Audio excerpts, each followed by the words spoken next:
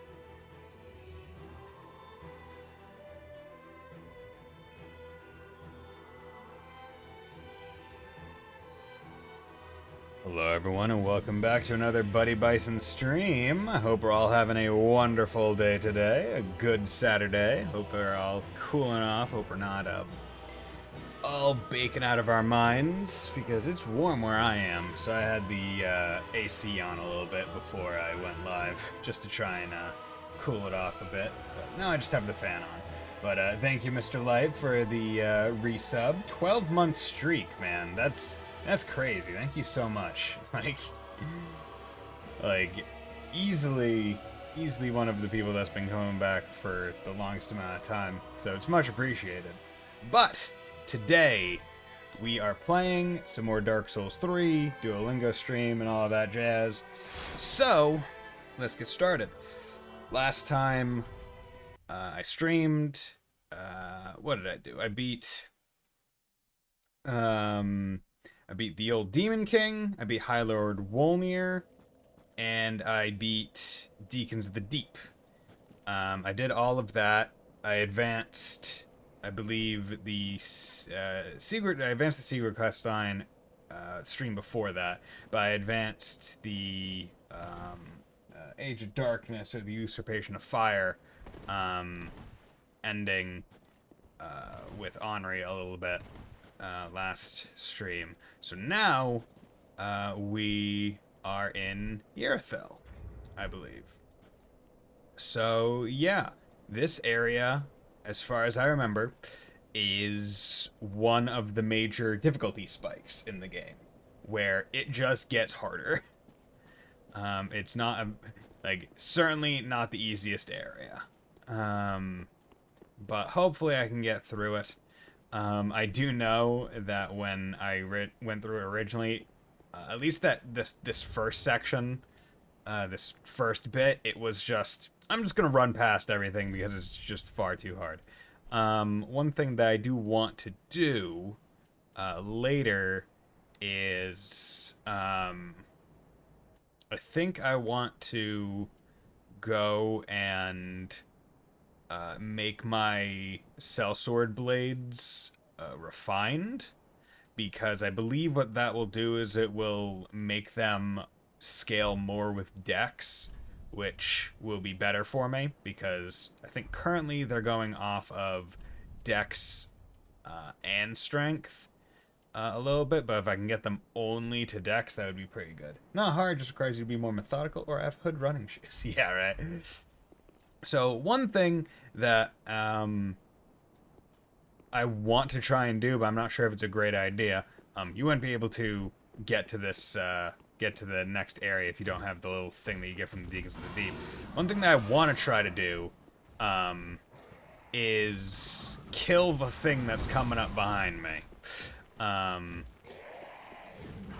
Basically, there's a big-ass monster that,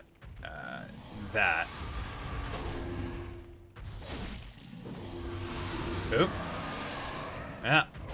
That could be cheesy and just get it through the, wall. Before anything, let's light this bonfire. Yeah, so I did pretty good damage on it, like, after I hit it. Because I don't know what this thing, refined as dex and strength. Sharp infusion is pure. That's it. Okay, okay. Do I have any sharp gems, or can I even do sharp? Okay, sharp. There we go. For the scale. Okay, that's it. That's it. Okay. Yeah, it's been about a week since I actually looked up the wiki for the gems and looked at some online things as to what would be best with them. So yeah, I'm tempted to try and kill the big green thing because I think I can, in terms of the damage I have, and I don't remember exactly what it drops. I like how they give you a homeward bone in case you don't have the thing necessary to come here, because you can come here before doing Deacons of the Deep. However, you can't go through the wall unless you have the,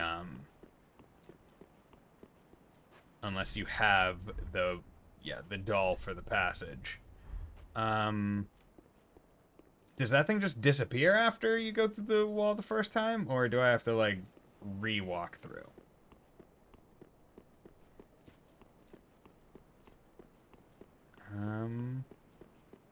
Okay, it might just be gone forever. Oh well. Not a big deal. Okay. So yeah, this area is a bitch because the enemies with blades here, I think that's their main thing, are pretty darn strong.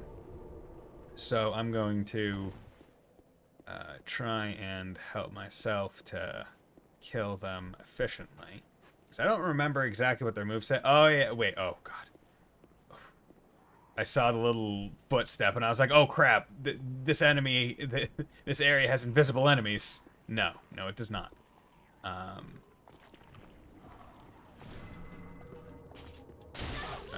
Okay, you're a bitch. Yeah. Yeah. Okay, okay. You are... Okay, so, few L1s. Not gone forever, but Bridge is a better place to face the beast. Yeah, because otherwise it's... You have to do it down in, like, the swampy area. That's not great. Do I just get it by teleporting somewhere else and then coming back through the bridge? Or is it just for whatever reason? Soul of a Weary Warrior, that's pretty cool. Okay. Main reason why I'm coming up here to kill these guys right now is because I just want to make sure I have enough souls to Yeah, you bitch. I just want to make sure I have enough souls to...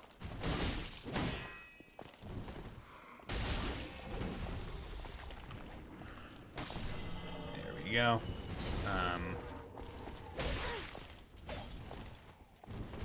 Enough souls to infuse my weapon. There we go. So each one gives about 900, which is pretty significant. Like, just in terms of amount of souls you get for a single kill on just a pretty standard enemy, like, that's a pretty significant amount. Which tells you, it's like, okay, yeah, you probably want to level up a bit here. Okay, so that's good. So now, let's go back to Firelink Shrine. So, I'm able to kill those guys in 3 L1s. Which is pretty good. You know, it doesn't take up my entire stamina bar. But the thing is, they also do, like, their backdash. So, it doesn't help at all. But I'm predicting that I'm going to die a few times going through this area. Because this area is by no means easy. And you can get overwhelmed pretty easily. Okay, so infused weapon. So got my Sellsword Twin Blades +6, and I can make them sharp, right? It raises, yeah. So it raises Dex to A scaling and keeps strength at E, although it might be like a low E. But yeah, so it drops base physical to 147, which is an 11 drop. However, it increases the scaling damage from 85 to 129, which is 95, 105, 115, 125. That's a boost of over 40 damage to that. So offset by that by the -11, you're looking at like a 30-something net in terms of damage gain, in terms of damage yield. And total damage at like 200 and almost 270, 280-ish. Yeah, and then you got all like the more element or status type ones. Crystal, yeah, makes it magic, but we're doing sharp. Yeah, so let's do that. So hopefully that will that'll make it so the things I do, the things I kill, will be a little bit faster. Okay. Okay, so let's go back to Irithyll of the Boreal Valley and go back through the door to see if that will spawn the big green thing. Because the other place that this thing spawns, or another one of it spawns, is down there in like the green, down there in the swamp. Or no, maybe not swamp. Swamp might not be the right word, but down there in the water. And the water makes it. I think the water is encumbered water. So where is it?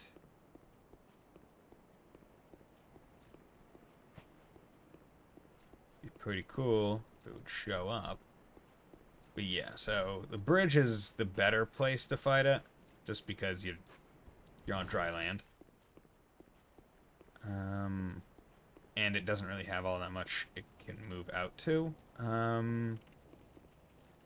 Does it spawn after a certain amount of time? Let's check.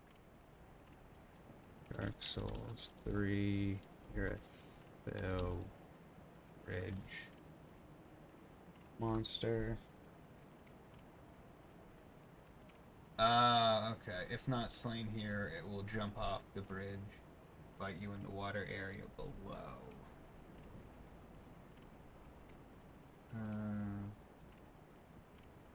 Damn. Okay, so I don't actually... So maybe I can only get it if I have... Like, do I see it down there? Is it, like, visible down there? Like, would I have to attack it? Because I don't see it. I think it's able to, like, hide itself. The interesting thing is basically everything you see is a place that you can walk to. But that's... Yeah, darn.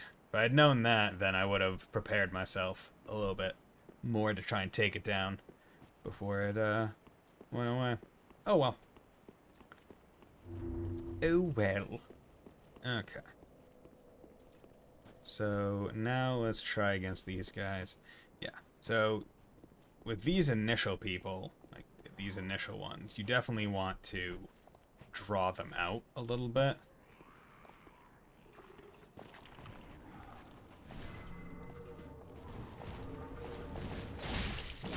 Okay, so 2 L1s now instead of 3. You'll get down there. When you're down there, you'll hear it roar, and it will jump off the bridge to fight you. Yeah, I knew it would go down there. I just thought I was hoping it could come back up, but seems not. Okay, you wanna come find me?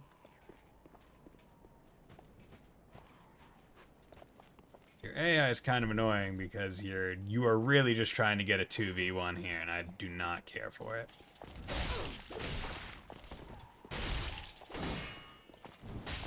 There we go. Okay.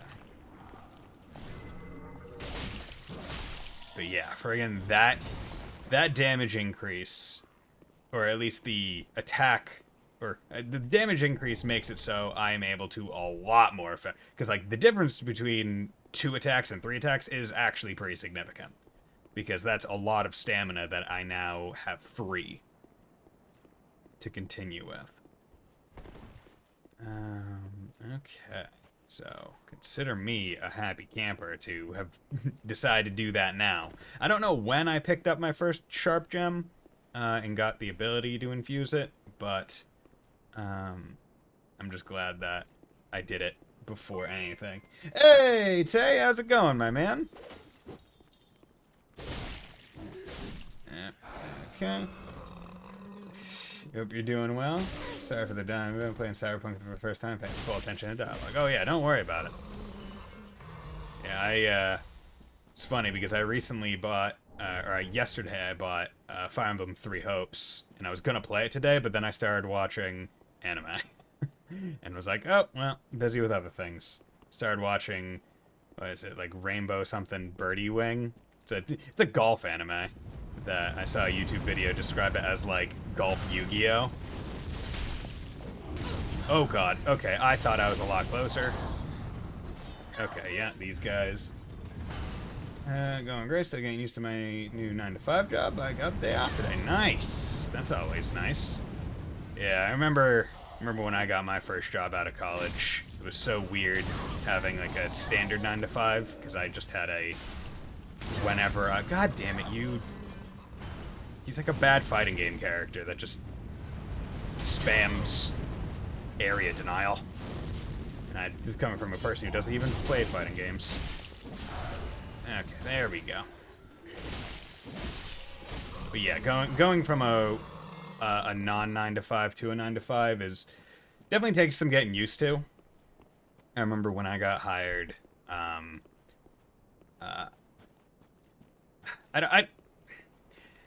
don't even want to say it was like anxiety or panic. I feel like that's a little bit too extreme. But it was one of those like heart-thumping things where it's like, oh god, this is like first 9-to-5, 40 hours a week. Like, how am I gonna exist like this?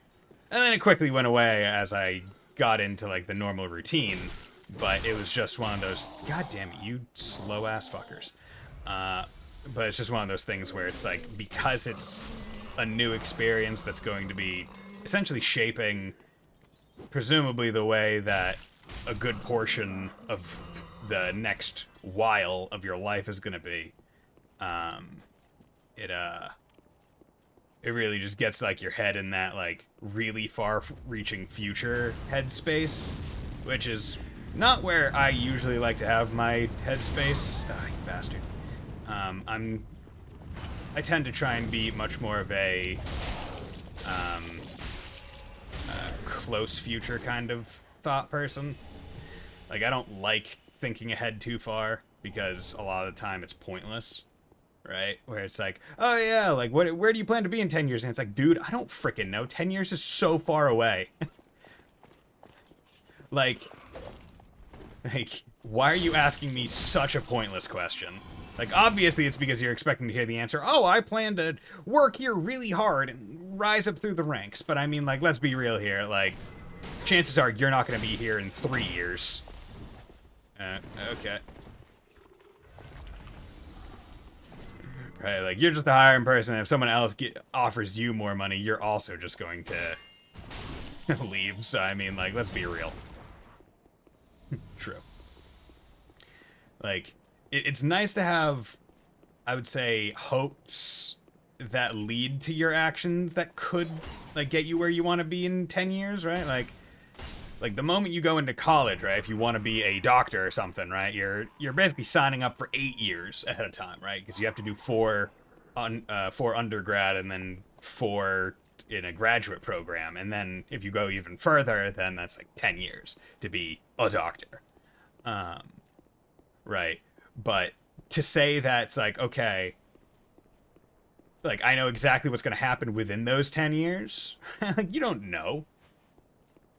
God, these guys throw me off so much because like, I feel like there are other enemies in FromSoft games that are just straight up invisible. Right? Like the ghosts in what is it, Old Londo or whatever? In DS1 are invisible unless you use the item. Or are they no, wait, they're not invisible. They're just impervious, right? Or is it both? I can't quite remember. But yeah, just like anytime you see someone, like anytime you see footsteps, you're just like, huh? Are you someone? Are you someone that I must kill? Because boy howdy, does FromSoft make that seem like a totally viable option.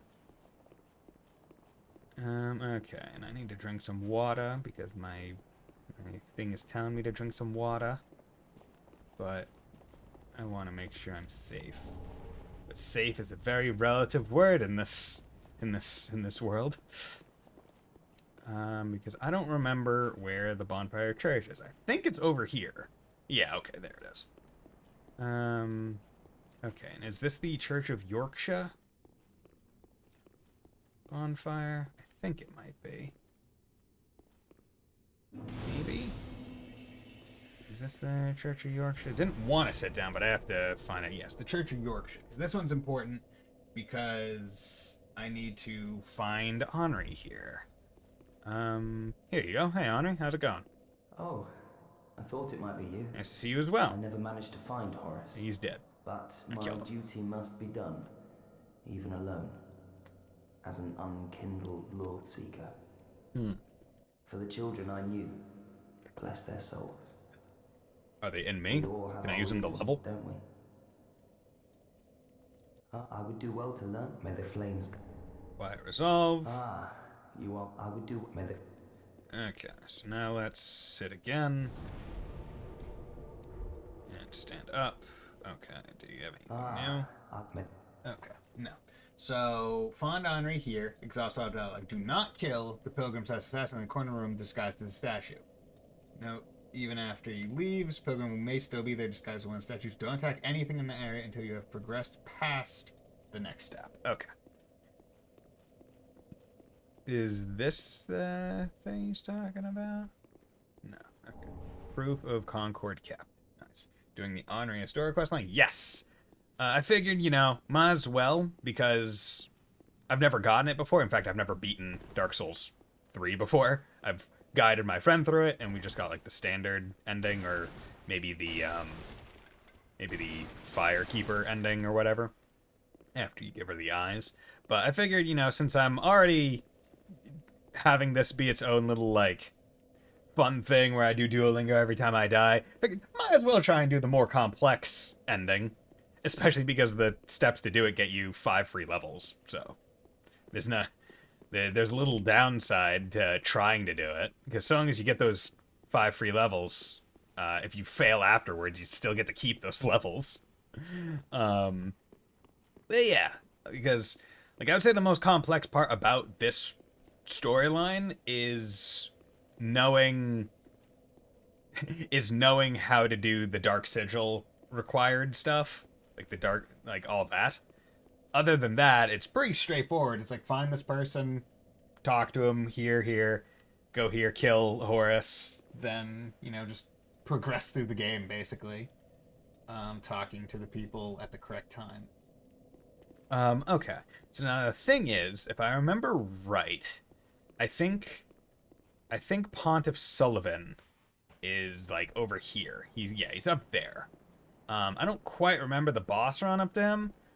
But I believe it's usually from Churchill, Yorkshire, like out over there to the left. And down over there takes me out to like the swamp area, out to where I can fight the big green beast that was on the bridge, and also take me down to where I can advance the Seaward quest line, and also to the Profaned Capital, that bonfire. So I got places I can go, which is good, because I want to advance both of them. Okay, so what I'm gonna do is I'm gonna try and get the next bonfire in this direction first, because I think that will be best. Roster of knights, yeah, because we got the proof of Concord kept. Oh yeah, I got the pyromancy tome. I should probably give that to someone. Where is it? Wait, what? Proof of Concord kept. What the? Oh, check Dark Moon. Oh yeah, it's online play. Roster of Knights. The Dark Moon have served since the age of the old royals. Used to discover the names of Dark Moon Knights in order of elite knights shown. Ah, okay. And then Proof of Concord kept. Blood drained shrunken ear. Souvenir taken for subduing the guilty. The knights called the Blades of the Dark Moon punish the guilt-soaked defenders of the gods and take this as proof of their conquest. The earless corpses of the guilty will be left behind as a warning to others, inspiring both fear and respect for the gods, such as the eternal mandate of the Dark Sun. Okay, so here we're going. We're going this way. I don't exactly remember everything associated with this direction.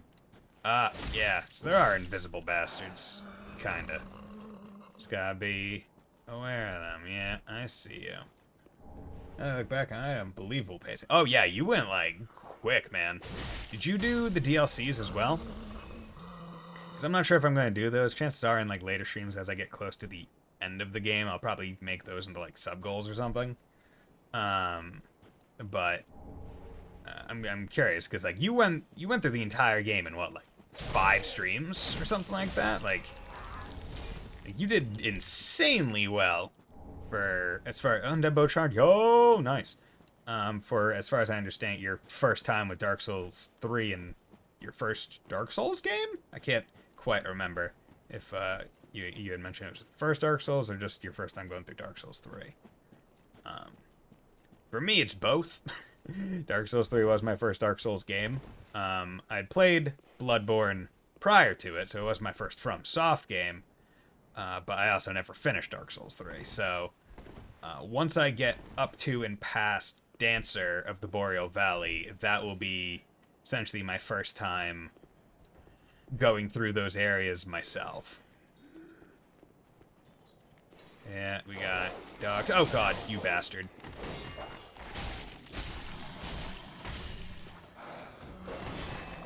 Okay. Okay, good. Yeah, it was my first Dark Souls, didn't have the DLC. Ah, okay. Okay. Yeah, maybe... Oh, damn it, you bitch. See, I knew... Okay. Fucking dogs. See, I knew you were there, and I only remembered after the fact that I should have kept my shield out. See, this is the stamina shield, the Grass Crest shield. Easily one of the best shields, because I think it's, what, 89 physical damage reduction? So it's a pretty just good shield, normally? Yeah, has 89 physical damage reduction. Just good shield in general, but also increases your stamina regen. So, no real reason to not use it. Especially on dogs, where it's like, the annoying part about the dog enemies is quite literally that they're erratic. So, by having the shield and just making it so they just bounce off, right? Boom. A whole bunch easier immediately with very little actual, like, effort. If you have a good shield, you're not even taking all that much damage. Okay, so a whole bunch of bastards down here. Now, luckily, they're not difficult bastards. They're just quasi-invisible. The interesting thing is they're... When they are at a distance, they remind me of the humanity tomes in the Abyss in DS1. I wonder if that's what they were going for. Be like, oh yeah, I remember these, and it's like, oh wait, no I don't. So I will say, these things are pretty... I don't want to say they hit hard, but they hit harder than... they hit harder than one might have expected. Damn it. It is difficult to judge their distance, though. Just because you're in the dark, first of all, and they're all shadowy. Thank you. Yeah, here you go. Yeah. Oop. Okay, so 2 L1s is what's needed to get them dead. Anything else is probably slightly less. God damn it, they just freaking moaning Myrtle in here. Yeah, I'm gonna go up there, but I want to make sure everything's dead down here first. Yeah. These guys, not difficult because you can't just run past them, but I wanted to kill them all because they give decent souls. Like, it's certainly not bad. And they're honestly kind of free. Like, free souls. Because I think I have enough to level now. Yeah, I have enough to level, so next bonfire I get, which I know what bonfire it is. It's the one right before the Profane Capital. I will...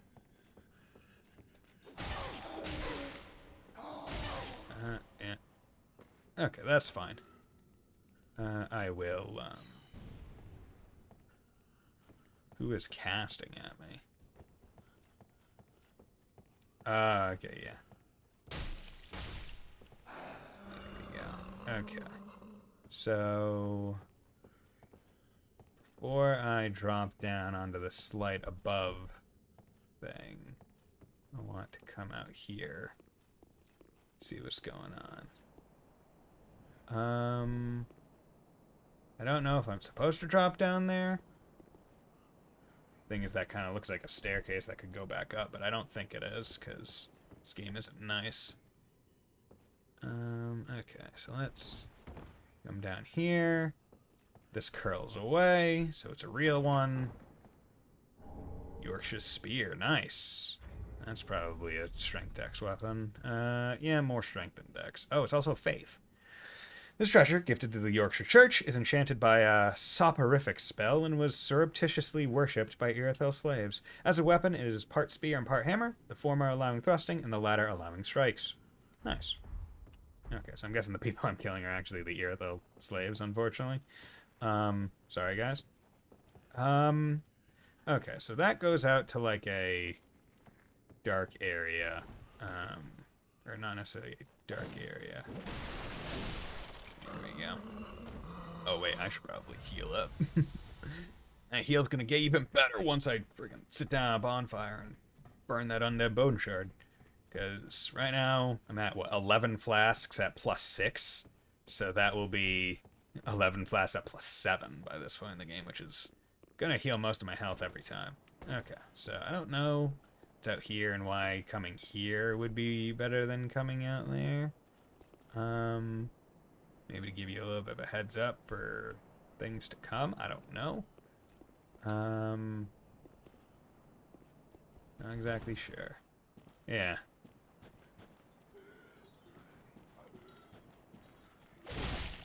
Yeah, weird. God damn it. Annoying place you can't really lock on to them. Yeah, okay, but that is an easier drop down to there, which is still just a walk around. Like, it's not really a shortcut to anything. You're on the ground here, so I'm gonna just take you out. Get the free 275 souls. Yeah, I mean, I'm gonna be going that way anyway, so I'll just walk down this way, make sure I can take out everything instead of trying to accidentally skip it.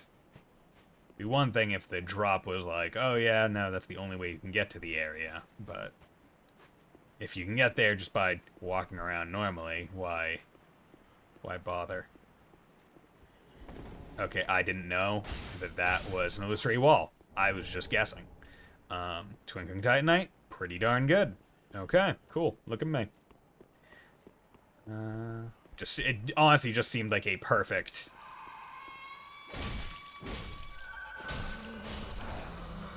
Twinkling Titanite area.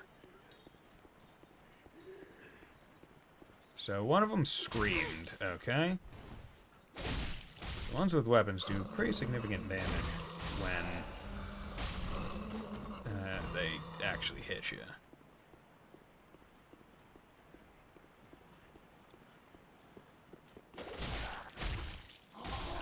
Darn it. Oh.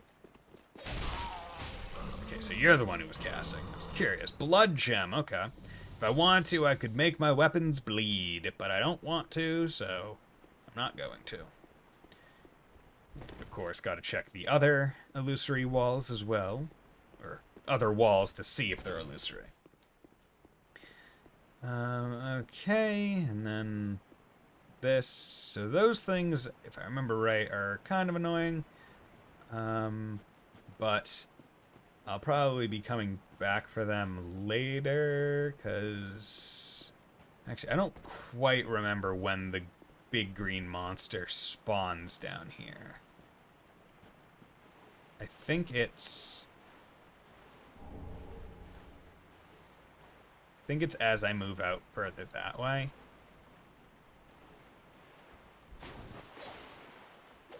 Wait, are you not? I could have sworn you were a thing.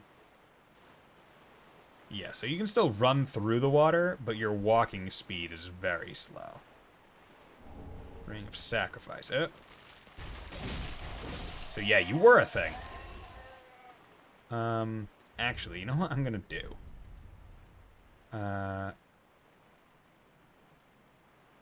Yeah, I'm actually gonna put on one of my Rings of Sacrifice. Because I don't want to lose my, my souls at this point. And I'm putting on the daggers to make it so I can do my little dash. Dash, 1,000-yard flash. Yeah, because I need to get over to that. That doorway. I have to go through there as well. Yeah, there's that thing. Okay, and through here, and we're good. So now that I've done that, so that's the bonfire to the profaned capital, which is fantastic. I was hoping that the green thing would kind of stay out, because it's not great to fight him in the water. So if I could bring him over here, right? To at least the, not specifically here, but to this strip of not water, it would be quite helpful. And I have 10 flasks, my weapons are not broken, I'm doing pretty good. And I'm right by a bonfire, so honestly, I don't need this. Where are ya? I could boost my dex if I wanted it, but I'll take the successive attacks.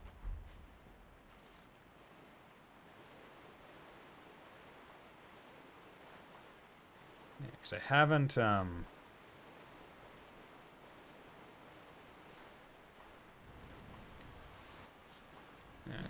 oop.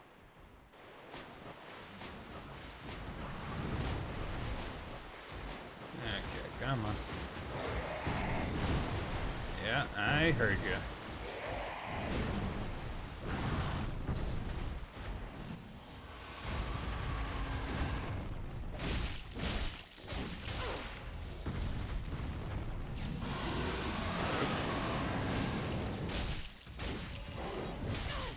Okay.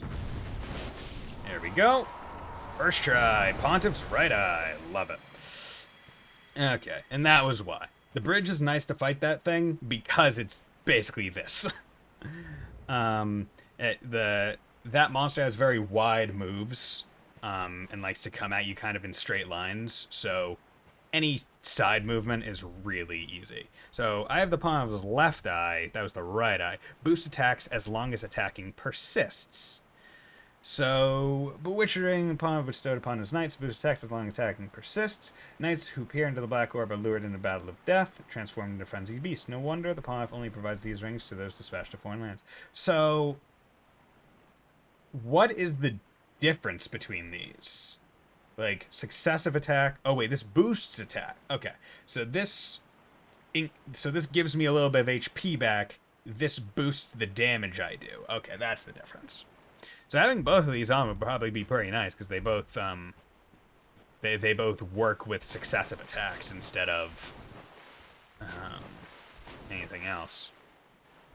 Now, the thing is, it feels like I'm only able to get to the successive attack threshold after, like, 3 or 4 of my L1s, which hit, like, twice per. So it's doesn't proc all that often, I feel. But I will...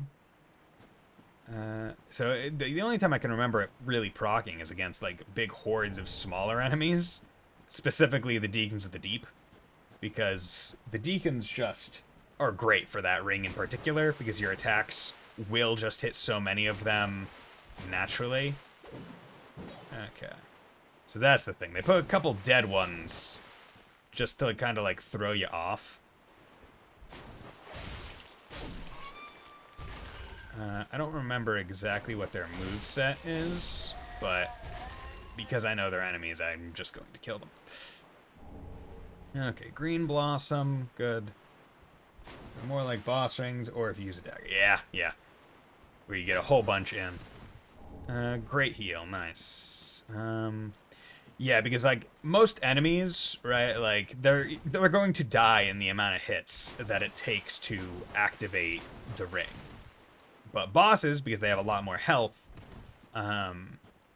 will survive more. Now, will the nice bosses give you enough openings to be able to get the threshold met? Yeah, probably. Will the hard bosses? No.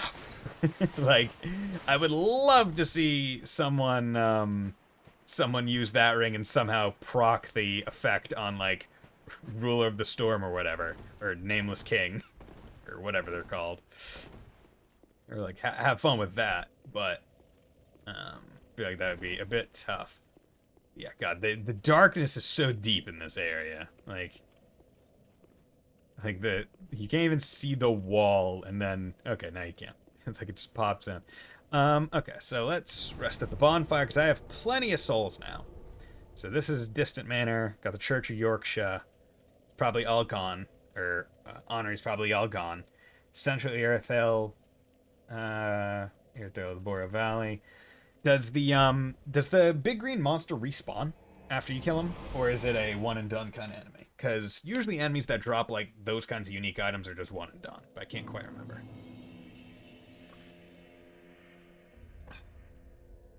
Okay. I need to talk to you. Welcome. Need to level up. Still, I don't want to say I'm regretting giving her the Firekeeper soul, but it is really adding a level of, oh god, I need to be very careful to make sure I do not hit the Heal the Dark Sigil. One and done. Nice. Nice. I love those kinds of enemies. Okay, so how do I want to do this? I feel like I remember saying I was going to get Dex to 40 and then go up on Endurance, but I also feel like I said I was going to get Dex to 35 and then go 1-1-1-1 between Dex and Endurance. So I'll do 1 Dex here, and then I'm going to pop items to get me to 19,425. Farewell, Ashen. 19,425, because I'm close enough, right? Close enough, and that will be good. So 19,425, that means I need 4,500 basically. So let's do 3,000, 4,000. Let's do 1,000, 19,425, and then I'll pop 1,800. So I'll be a little bit over, but it's fine. Welcome, speak. Level up, and give me endurance, because I want some endurance. Farewell. Thank you. So if the Pontiff Left Eye is more of a boss thing, and I'm not going to really be able to proc it, it might be better to have something that just makes me stronger. Like, inherently stronger. Like, the increased dex, the slightly boost dex and obscures rolling kind of thing. Like, that will just increase my damage by a little bit, by 3 levels worth. So it'll help. But the thing is, I also don't want to get accustomed to doing more damage and then get to a boss and be like, I'm not doing enough damage. So I'm more tempted to just kind of keep it on and switch it off in case.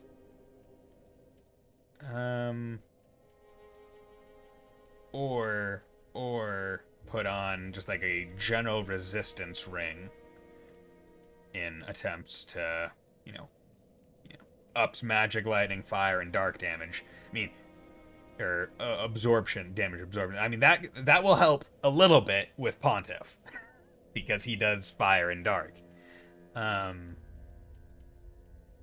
Or putting on Ring of Evil Eye, absorb HP from each defeated foe base, right? It's not successive attacks. Gotta go soon, family dinner night. Well, have a nice night, Mr. Light. Thank you for dropping by. Yeah, you know what? I'll put this on instead because I think that'll just be better exploration stuff. So now I'm gonna go back to the Distant Manor, but I'm not going down to the Profane Capital. I plan to I want to fight and beat Pontiff before I go down to the Profane Capital, because I think that will just be a good thing to do. Also, that will probably get me my allotted Duolingo, because if we're being real, I'm going to die against Pontiff, most likely, because Pontiff is difficult. He is not a boss that is, I think, even jokingly stated to be easy. I think he's memed a little bit because speedrunners or people that are really good at the game are able to do him blindfolded because he is choreographed with audio. Pontiff definitely took me a long while. Yeah, I remember. I think I was there for a little bit of the Pontiff strife, where it was trying to figure out, like, because the big thing is, right, like, you can parry, I believe, most of Pontiff's moves, if not all of them. Or at least all of his sword swing moves. I can't remember what other moves he has other than sword swings. But because there's audio, and I believe they might come out in a certain order, you can just do it blindfolded, which people do for the lulz. Usually as like a GDQ, like a sub-goal incentive, right? Like, hey, see me fight this boss that you probably struggled with both eyes open and your inner third eye open. Doctor Strange this trip. And I'm going to do it with no eyes because I know this game quite well. Okay. So these guys are good. I can't remember. I think this actually leads up to the other way to Pontiff. Or it leads up to, like, the boss shortcut to Pontiff. Because I believe this is the way that leads you to an elevator that helps you get up onto the right side of the Pontiff boss fight, so you can go in that way across one of the enemies. But I can't quite remember. I wish this Estus soup, like instead of just acting like a regular Estus, would restore one of your Estus uses instead, because I'm at full health, so drinking that's pointless. But here we have Sigurd, whose quest I'm also doing, because I don't know if you did the Sigurd quest line, Tay, but it makes the Yorm, the giant boss fight, pretty cool. Hey, Sigurd. It's rather warm. Well, Good to see you. I, Siegfried of Katarina, No problem, offer dude. my deepest gratitude, and a little surprise to go with it. It's all yours. Emit force. Thanks, dude. I know. I make a fine Estus soup.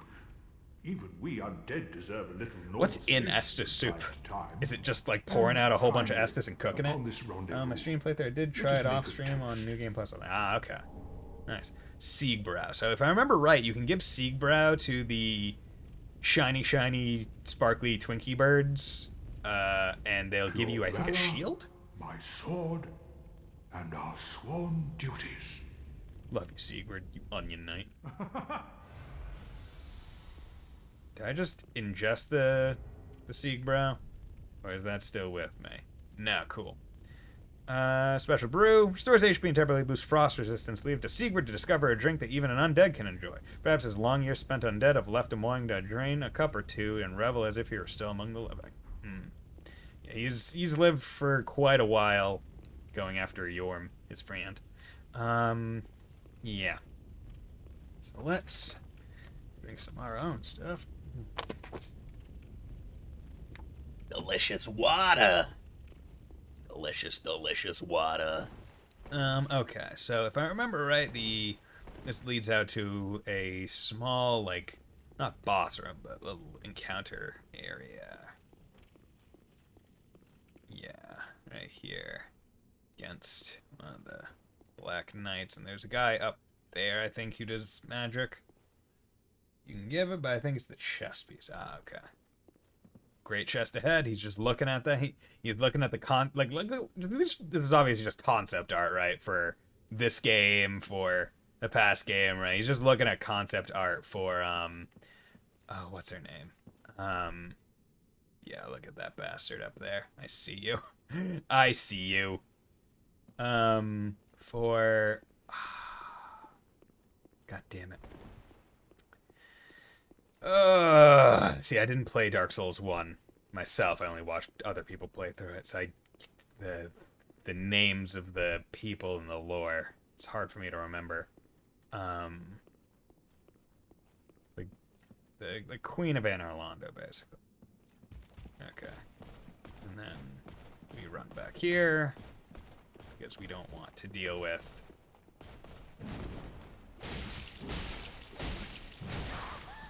okay. There we go. Okay. Yeah, because fighting that guy with that guy firing at you, not fun. So, the easiest way to avoid that is to kite the guy close, and then he can't do shit. Okay, and how much? 20,000. I am now at the 20,000 mark for necessary resources.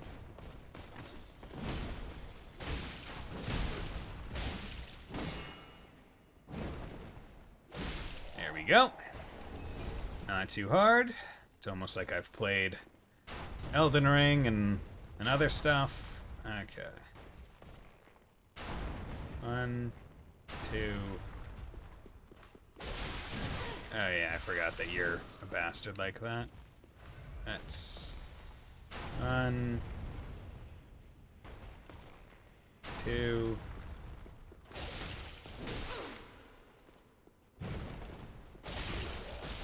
There we go. Take you out. Large Titanite shard. I believe there's a chest on that side that I think gives you Smog's hammer. Like Ornstein and Smog. I debated doing like a big heavy playthrough of the game and trying to make it so I could like main Smog's hammer. But then I was like, it would take a while for me to get that. And also, big heavy, it's not really what I was going for. So Leo rings. Let's check out that. I think that's, where are we? Looking, I should probably deposit some of my rings, honestly. Flynn's ring, Farron, Leo ring, that's it. Strengthens thrust weapon counterattacks. So ring associated with the Dragon Slayer Ornstein, one of the 4 Knights of Gwyn, the First Lord. Strengthens thrust weapon counterattacks. Ornstein was the first knight of the sun's eldest born, and his crossbeam said to have pierced scales made of stone. Yeah. Smo's Great Hammer. Twisted Great Hammer associated with Smo, the last knight to remain at his post guarding the ruined cathedral. See, I didn't think he was a knight. I thought he was very specifically executioner Smo. Or Smog. Or Smog. I'm not sure how it's actually pronounced. Smoff? Smuff? Stores HP while attacking, a carryover from Smog's past as an executioner. Perseverance, anchor weapon in the earth to temporarily boost poise, damage reduced while activated. Smuff. I mean, right? Like, that's the stupid part about English, isn't it? Right? Like, OUGH has, like, the GH, right? Like, GH can be, just sound like a, like in enough, ghost, it can be silent in although. like there's just no way to know. Like, if I maybe if I had the katakana for it, we could determine, but also sometimes the katakana doesn't help because it will have the, like, well, for certain words I don't think Smo would be or Smog would be one of them. But, like, right, if there's the Ru character, it's like, okay, do you mean the R sound or do you mean an L sound here? It's difficult to tell. Okay. So, we have this. If I remember right, this area has some dogs that run down the stairs at you, which make it a little bit annoying. Or at least they may be annoying in my spellcaster playthrough. Yeah, these things just aggro from like 18 miles away.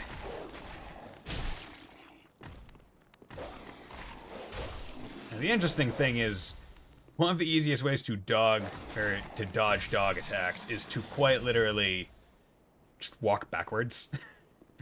Like, they don't have very good tracking most of the time.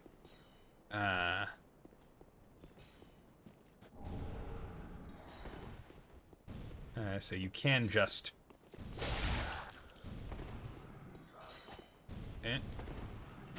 So you can't just kind of walk backwards, and everything should kind of work out for the most part.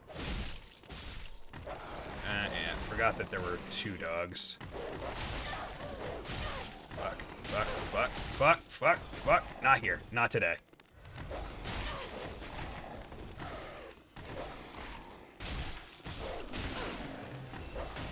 I do not want my first death in this stream to be from some fucking dogs that I literally just said were not difficult. Let me correct. They are not difficult if you know they are there and are prepared with your shield out. If you are not prepared with those things, then dogs are a tad tough.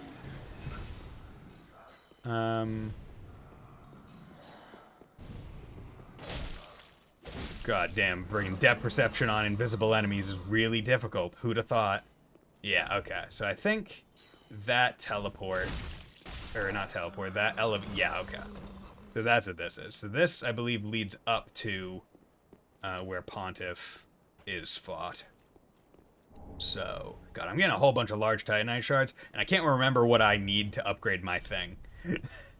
I think I'm at chunks. Like, I need chunks. And I think I only have 1 chunk because I went through the, whatchamacallit. Okay, where does this lead? Okay, yeah. So this is the boss run, right? Where you go from Church of Yorkshire, run past everything, run to here, take the elevator down a little bit, And then I think it takes you on the staircase. Yeah, I think this is the staircase leading to the right of the Pont of Sullivan door. I think you can also go straight through from the Church of Yorkshire one, but there's enemies there, kind of making them annoying to deal with for a boss run. I will go down there after I take care of this room.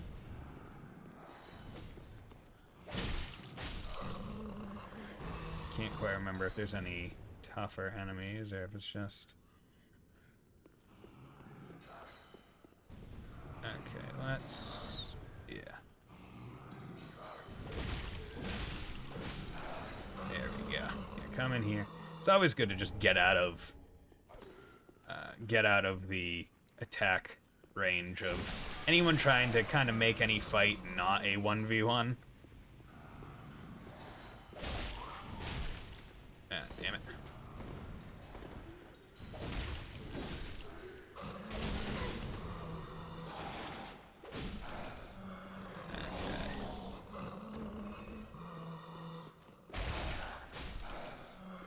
Okay, so that should be good. You guys are all happy-go-lucky. And this... Wait, oh god, what the hell? How did... Where were you? Okay, and this should take me out to that item that I saw there that you could drop down to, and then take the ladder up behind those guys, but... I didn't want to. Large Titanite Shard, okay. There's one I didn't remember if there was a ladder here, and I was like, oh crap, am I gonna have to advance through an area? But I guess that second part is already what I'm kind of doing, but I'm advancing through the area in a very methodical way. Like, okay, I'm advancing through here, through here, through here, purposefully, like, combing it. I don't want to have to, like, rush to anything. How the heck do you get to that? I mean, obviously you drop down from somewhere, but where do you drop down from?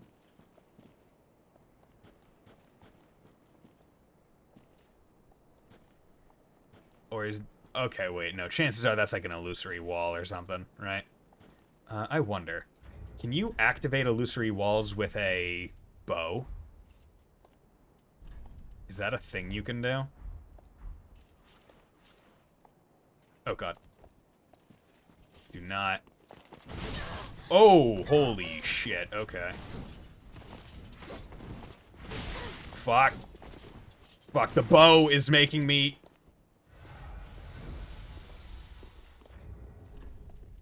The bow is just enough to make me not fast.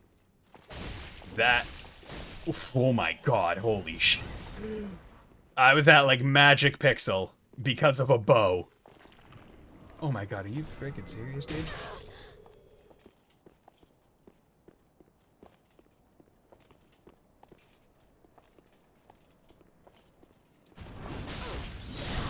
Okay, you... Fuck! Oh! Oh, you bastards. That... Okay. I'll take that. Nothing I can do about that. Okay. Sitting on like 22,000, damn. Okay. But I did at least get the thing. So I'm gonna go to the Church of Yorkshire bonfire and sit there. Because that'll be the run I take. But yeah, holy crap. Okay. Yeah, those things are not to be messed with. I still want to see if, if that's an illusory wall, but I have to do some Duolingo right now. I can't quite remember how close I got. So I've been doing family and hobby. I haven't really explored some of the other ones. I kind of want to get to second mastery with family before I go into transit 1. So that's what I'm gonna do. So that is what? Zaitaku. That's Zaitaku. Zaitaku. Let's go. Yeah, Zaitaku is not relative, but it's not resembles.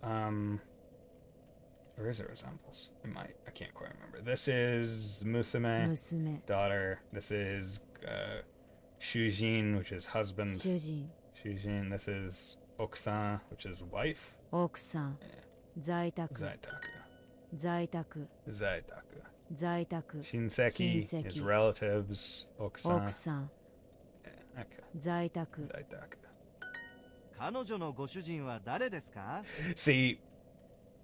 See, anime has tainted me, because if I hear Goshujin, I immediately think, oh, a butler or a maid is talking, and they're talking about, like, the master of the house.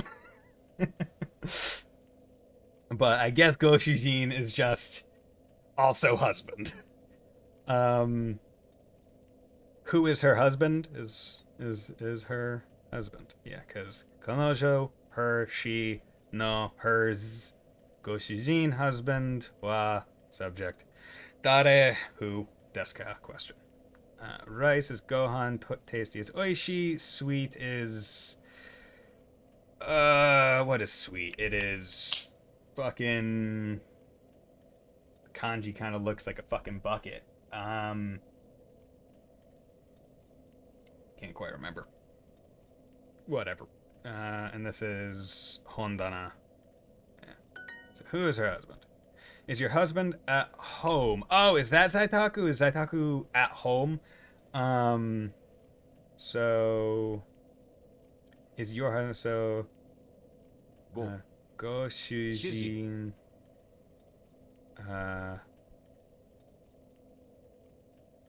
wa Zaitaku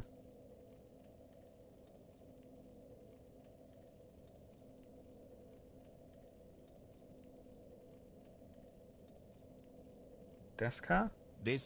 I feel like this isn't right. But whatever. So go, this is what? Kuni. Honda. Naka or Chu. Middle kinda. That's what Gakusei? Yeah, Gakusei student. Okay. So Goshujin wa go Zaitaku desu ka? Okay. So I believe that what go is added when you're trying to be like respectful. Like you put that in front of things. Like, so, is your husband respectfully at home respectfully or something? Okusan ni yoroshiku.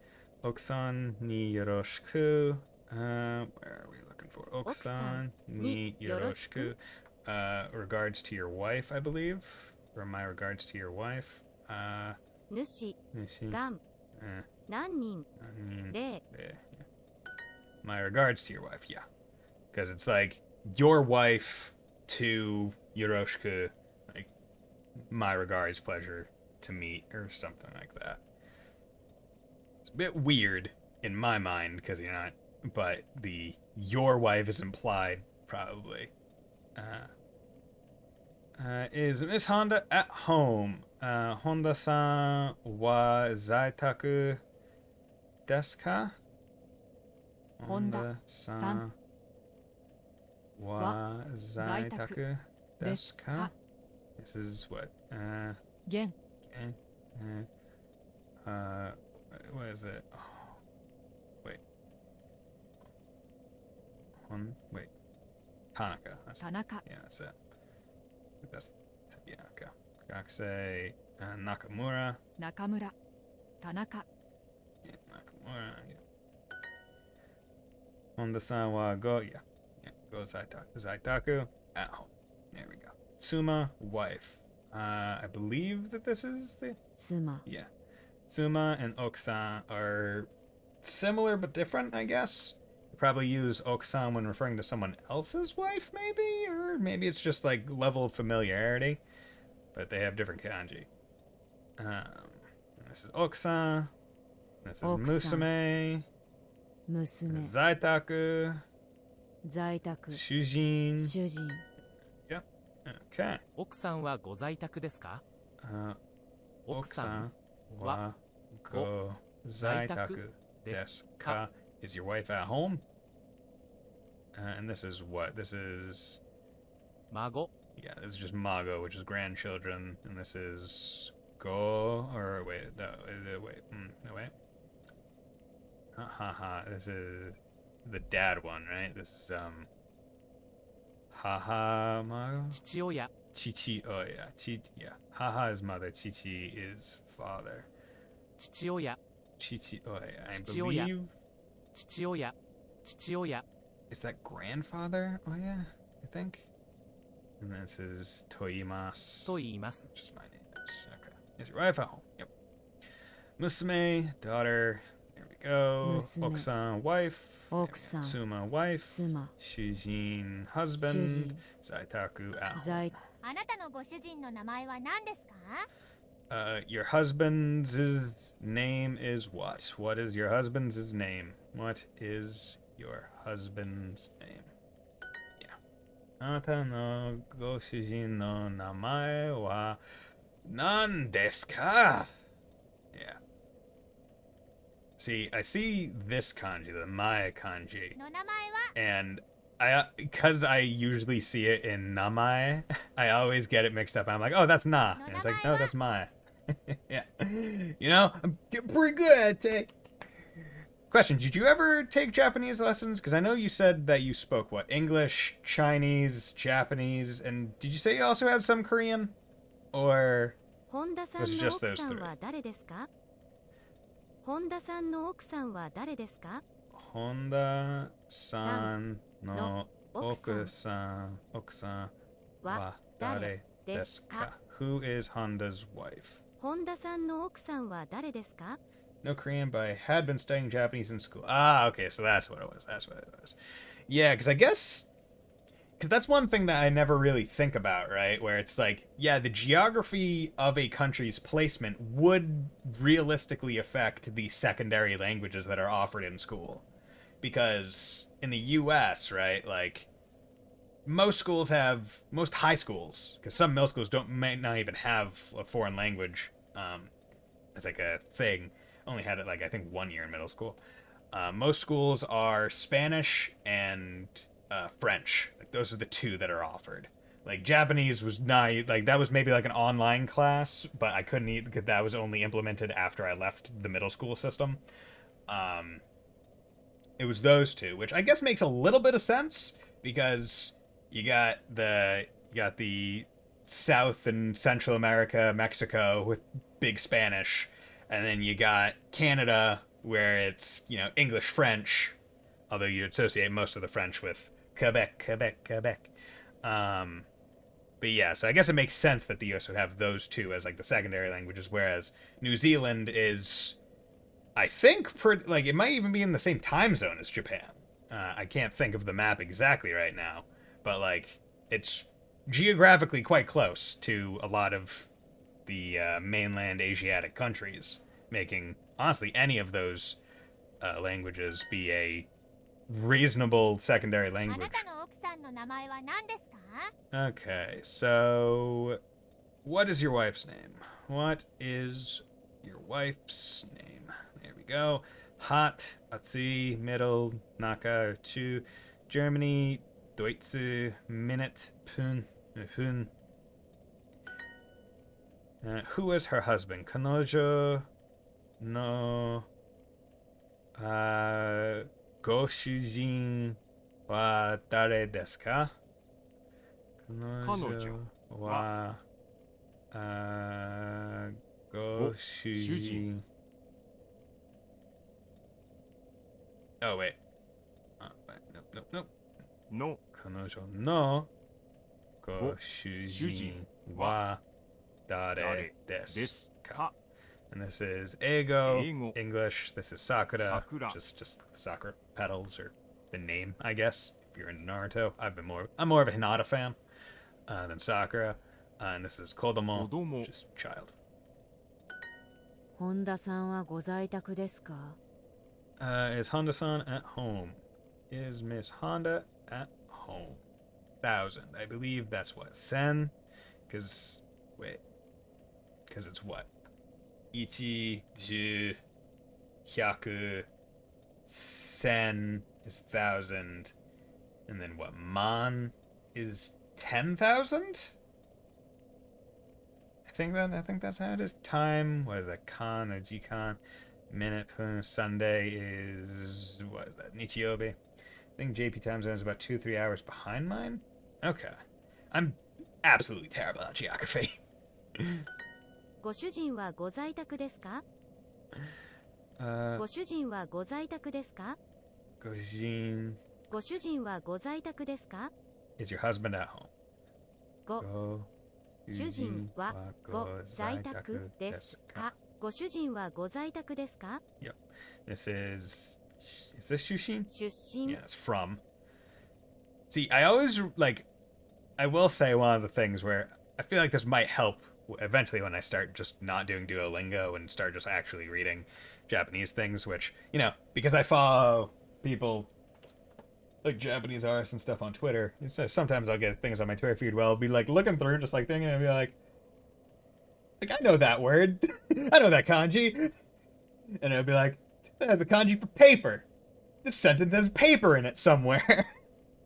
And then I'll click on translate, and sure enough, it has paper, and I'm like, look at me! Look at me! But this is one of those ones where I'll see it alone and be like, what the fuck are you? I don't remember ever learning you, and then I'll see it here, and I'll be like, oh yeah, I learned you! Kinda. I learned you in this context. We take the small wins. Yes, we do. 日 Nichi, yeah, no, okay. 中 Because, like, I guarantee, like, the frickin', what is it, the kunyomi and the onyomi readings are gonna be the fucking death of me, right? Where it's just gonna be like, I'm not gonna bother learning, I'm just gonna learn them when, like, I would rather learn 出身 shushin に instead of ni, right? Where it's like, just learn the word that is gonna be used in most, or something like that. Like, learn it combined there, and just, you know, just learn the word. Like, yeah, sure, knowing that that's ni probably helps in certain ways, but, like, 出身 probably knowing shushin is probably more useful, given that it's literally just from. I don't know, of course, coming from my perspective, but, yeah, it's just one of those things where it's like, God damn it! People are like, oh yeah, English is hard because sometimes you'll see the word read and you don't know whether it's read or past tense or whatever. Then you're like, well, look at this symbol, and sometimes it's just completely different. Screw you! Who is Mrs. Honda's wife? Honda-san no okusan wa dare desu ka?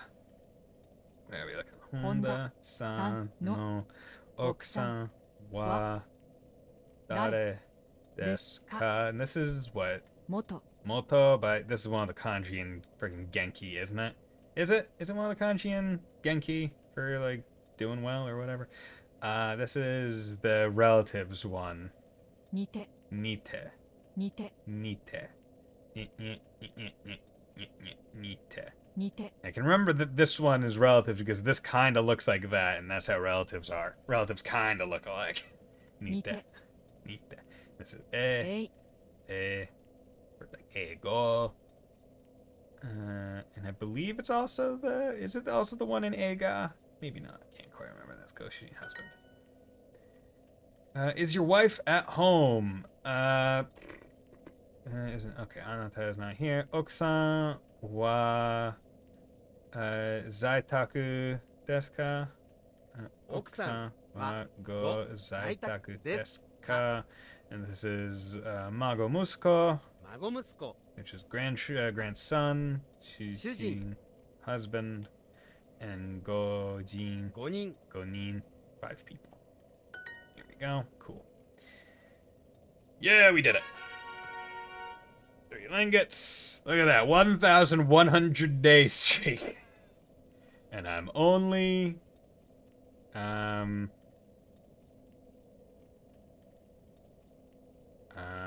ya...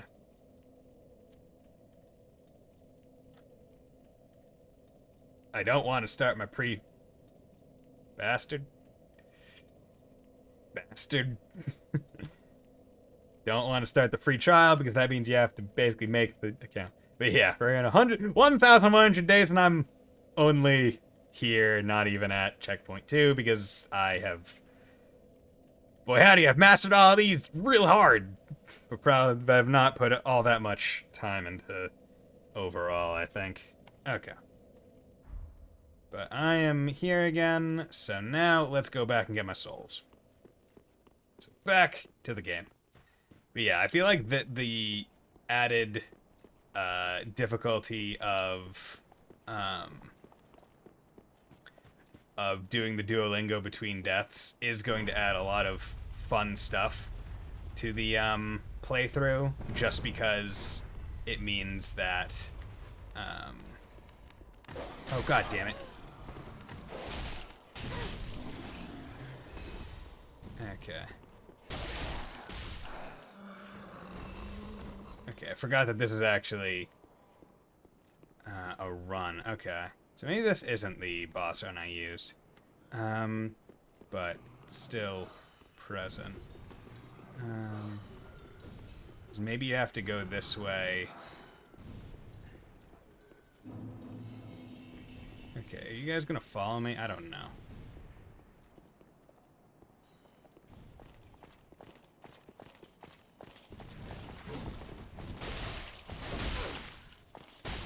Get out of here.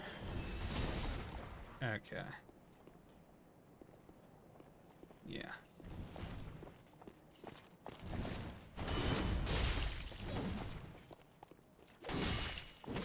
Nice. Yeah, just clack off of that. I think one of the shots, or one of the swings, like, actually hit her. Okay. So now that these guys are dead, I wanted to check to see if that was an illusory wall.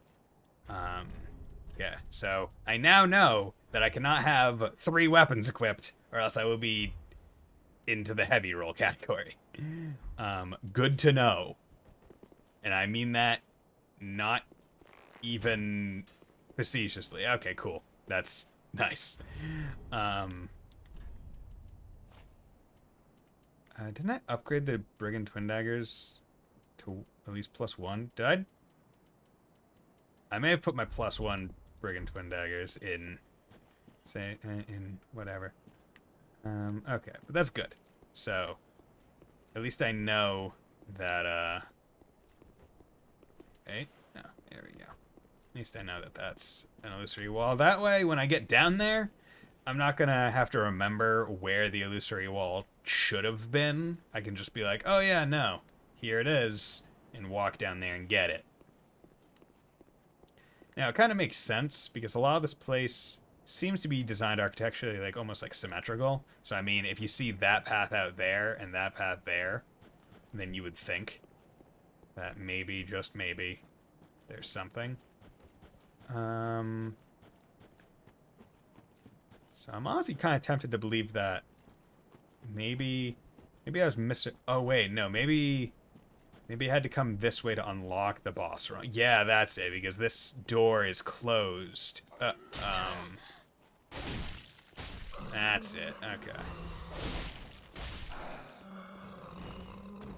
Here we go. That's it. That's what it is. This door is closed, so the good boss run is unavailable until you open it. Okay. Because the Church of Yorkshire is just the best run. Bar none. Because what, the Church of Yorkshire is like right over here, isn't it? Yeah, okay. So that's the run you want.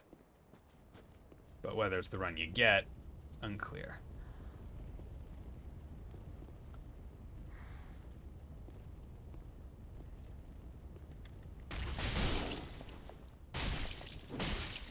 There we go. Take the wins. I'm gonna try and clear out this area and then go level. Because I don't want to lose my souls.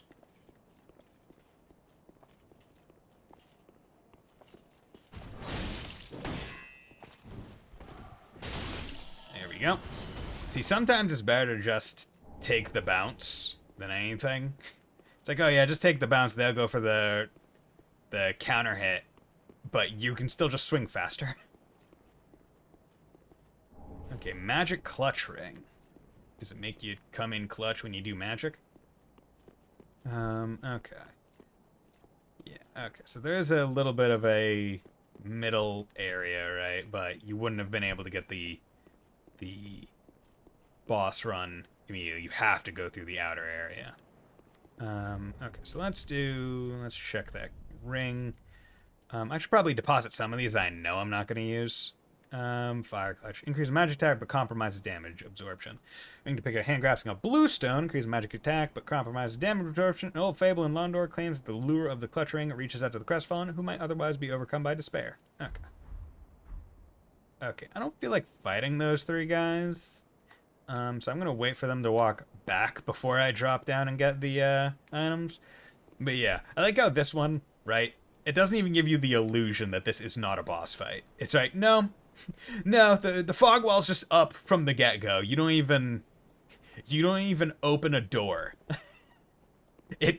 This is a boss fight. I just find that funny. Okay, so this is absorb HP from each defeated foe. I'm not going to need that for boss runs. So I think that this is where... I think this is where I'm going to equip this ring. Because I think that'll be better in the actual fight. Pillage remains. Ring of the Sun's Firstborn. Yes, okay. I'm trying to remember the names of the characters. Because Sun's Firstborn is actually the body that Aldrich is, like, inhabiting when you go fight him in Anar Londo. What's his name? I really can't remember. But, okay, so I'm at 28,000. Only need 20 to get up. And I also forgot to burn the Undead Bone Shard. Or, actually, I don't think I ever went back to... Firelink, so... I have Undead Bone Shard to burn. Or do I? No, I think I just forgot to do it, honestly, if I'm being real. Because that will help. Burn Undead Bone Shard. Boom. Apparently one of the quality of life things that they added in Elden Ring was putting a little dot when you sit at the Grace next to the flask option when you are able to increase its healing or the amount that you can have, right? Like it puts a little dot there saying, hey, you can make your healing better right now. You have the necessary materials. And I'm like, damn, that's cool. Never really bothered me because every time you get like a sacred tier, you're in a church that usually has a grace anyway, so you can just sit and immediately use it. And I counted those freaking tree seeds like very much to make sure I had enough. And as soon as I got enough to upgrade, I damn well used it. Oh yeah, I wanted to deposit some stuff in... Actually, did I want to deposit in storage? Yeah, okay. Black Knight Sword, yeah. And then I wanted to switch to the block, because I think... So Twin Blades... So then I have... Or did I sell my other... I think that's what might have happened. I think I had a second set of daggers, but I think I accidentally sold them. The ones that I had upgraded like one time. Not a big deal. Okay, I never checked out Midforce. The people released a shockwave in front of traditional America of Katarina. The people of lands known for festivity and drink are typically outspoken. One can be sure that they will not bottle their emotions, instead venting anger and the like with confidence. Okay, so let's pop those in there. I'm not going to use the Rotten Grew Dagger. Not going to use the Shotel. So I'm fine. Longbow will keep. Eyesless Staff, not going to use. Pierce Shield has slightly more physical reduction, so maybe. Also has magic and fire reduction, so I think I'm keeping that for the sake. And I'm never going to use the HP regen on that shield, so I'm keeping this just for the sake of having a shield with good resistances. These I'll keep there. Okay, so let's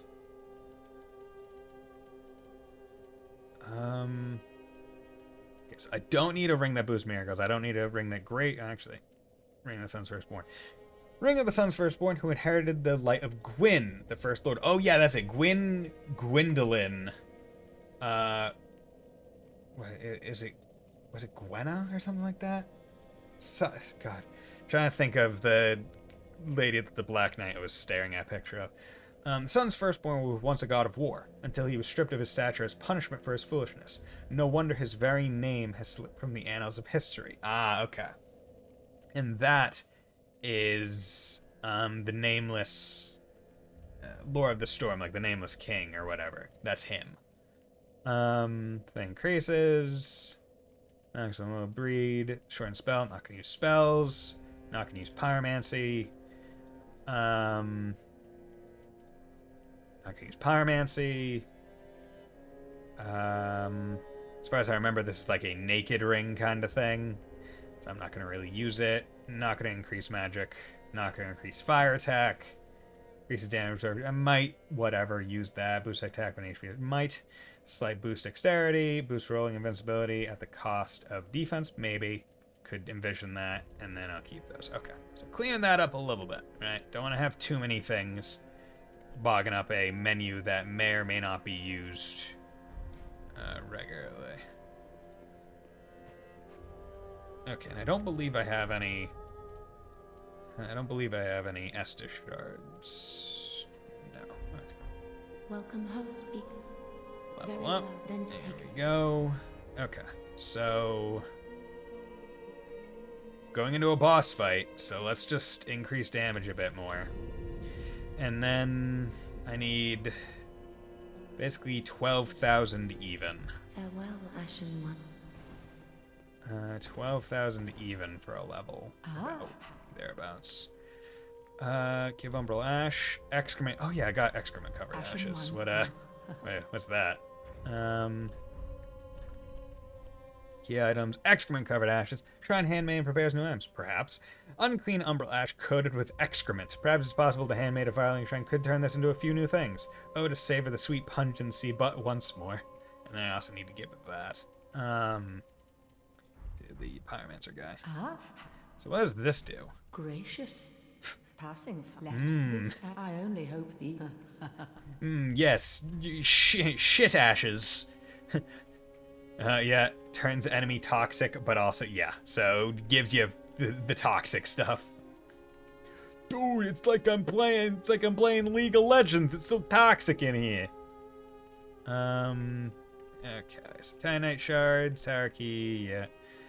I got those. Weapons, canvas talisman, yeah, warrior's round shield, yeah, no. Undead Legion armor, pretty cool armor. These undead wolves vowed to partake of wolf blood. They acted in the dark, seeking out any sign of the abyss, fighting a constant war with its abominations.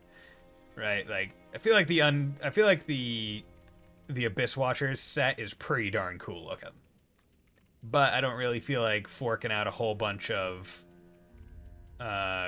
coin for it. Wolnir's crown. Once upon a time, such things were bequeathed judiciously to each of the rightful lords, until Wolnir brought them to their knees and ground their crowns to dust. Then the crowns became one, and Wolnir, the one high lord. Crown Wolnir, the Karthus conqueror. Interesting. Shield ring, life ring, yep. Okay. So nothing there really for me. Trying to get to... I need 12,000 souls, basically even. Okay. So I will use the Crestfallen Knight, get to 18, and then what was I needed? I think it was like 12,800 something. Status. Okay, so I need 150 more souls. 150 more souls.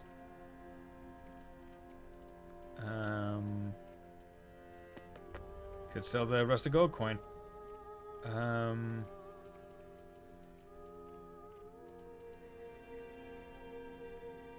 sell one of these. Boom, that gets me there. So how many? 1, 2, 3, 4, 5. But that empties me. Welcome. Oh, Level up. There we go. Do not heal the Dark Sigil. A waste of a whole bunch of time. See, I could get myself to an even 40, right? And then work on endurance. But if I kill the boss, I'm going to get at least a level's worth of souls. So I would rather make it potentially a little bit easier on myself with a little bit more stamina. Farewell. 1, 2, 3, 4, 5, 6, 7, 8. So I got 7 clean ones, 8 if I want to fully use it. And then we got 1, 2, 3, 4, 5 for a full use. But 1, 2, 3, 4 dodge. Okay. That's pretty darn good. So now let's go give the pyromancy to, what is it, Ol something? No, Ol, wait, Orvik, or can't quite remember. Well, what's your name? Cornix, that's it. Give pyromancy I'm term. afraid I cannot affect this. Pyromancy tome is dark and delves into the... I cannot comprehend it. It is a spell forbidden. Only one terribly afflicted or burdened. Okay, so this is... What is it? Okay, so this is actually interesting because, if I remember right, I think it's in the Irithyll dungeon.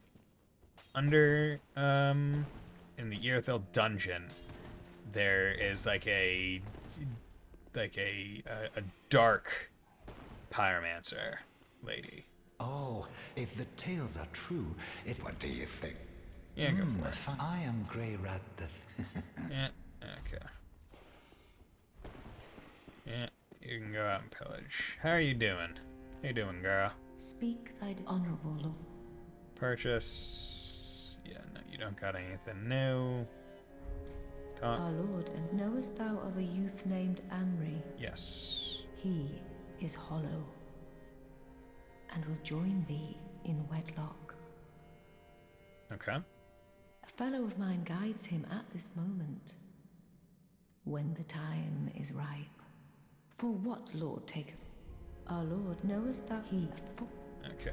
So after I beat Pontiff, I need to come back and talk to her and exhaust all the dialogue. But there we go. So now I should be all ready to go bang my head against a wall for a little bit.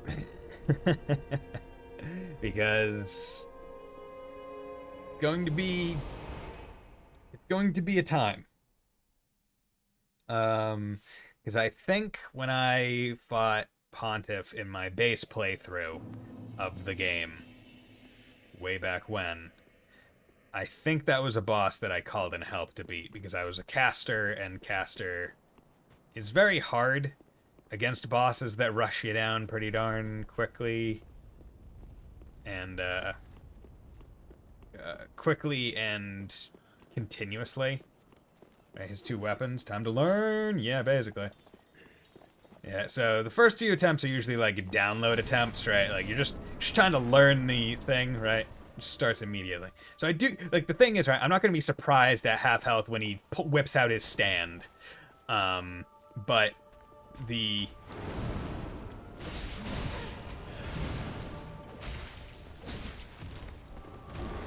Okay, so he's got slashes, he's got his pierces.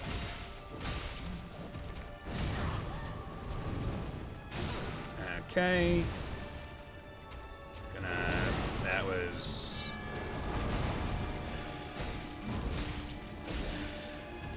On myself, I'm gonna heal up there, because he goes all...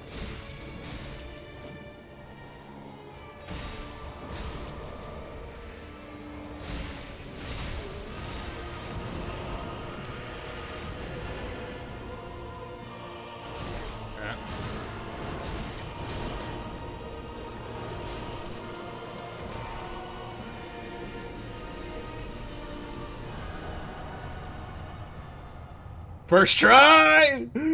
First try, bitch! Holy shit! Holy shit!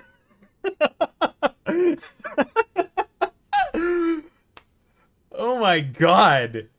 The sellsword twin blades do so much damage.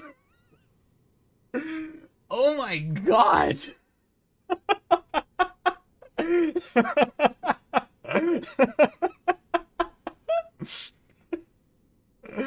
my god. I healed twice during that fight.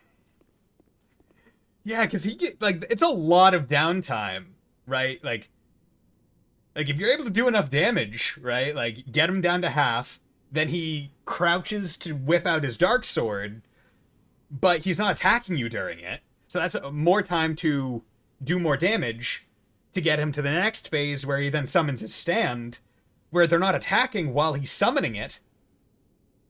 And then if you continuously deal damage during that entire period of time, then he only has a little bit left. My god. I was really expecting me to die like 10 times there. I was wholeheartedly expecting myself to have to go through many, many, many attempts. That's funny. That's comical. I'm gonna be real. Like, that is downright hilarious. Now, where is it up there already? Because, yeah, how do I get up there? Do I? Oh wait, no, that's a thing where you go out that door, right, and then you're able to go out and around. It gets up there, and that's a little quick thing. Okay, because there's a mimic up there with an item in it, as mimics do. Okay. Well, that went a lot better than I was expecting. Oh my god. Well, time to go back to Firelink and level up again.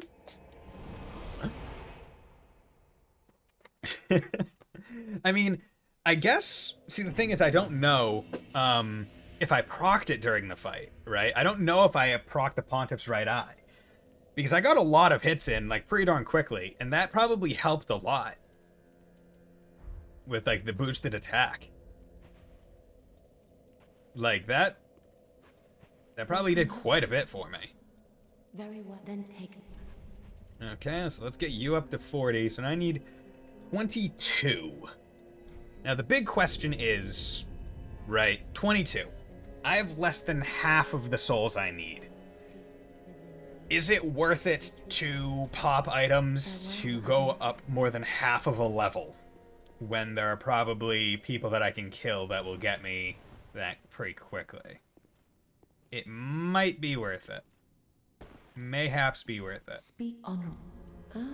Greetings, our lord and liege. Good tidings. My spouse is ready. My spouse is ready. The time is ripe to greet him. The boy awaits thee in the hidden dark moon chamber of Anor Londo. Okay. So thou mayst a true monarch become. Good to tell the boy. So okay, so that's good.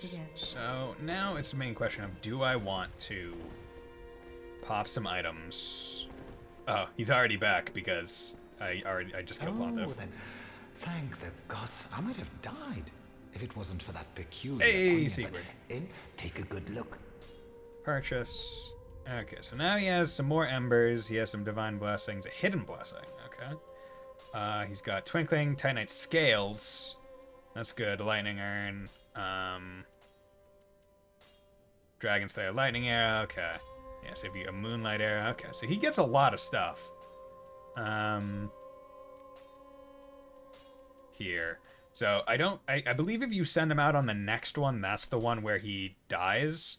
So I definitely want to buy the twinkling, I think, scales, right? How many? Actually, maybe not. See, I don't remember how many twinkling things you need for each level of a weapon. Goodbye. But just in case, I ever want to upgrade the boss killers,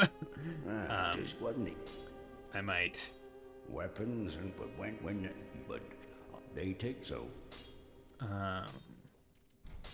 Master Shard, reinforced weapon. Yeah, I needed one more chunk. Now, I don't know if the next area is where I'm going to start getting chunks, whether it's down in the Irithyll dungeon or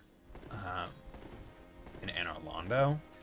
I feel like I'm about to start getting into chunk territory, but I also don't quite remember how strong your weapons are supposed to be until... Because one thing that always kind of sneaks up on me in terms of like how I think about this game, I'm like, oh yeah, I'm still in early game, but like, if I'm thinking of the bosses I have left to fight, right? I got Aldridge in Anor Londo.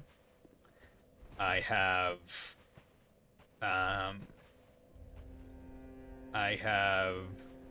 Yorm the Giant.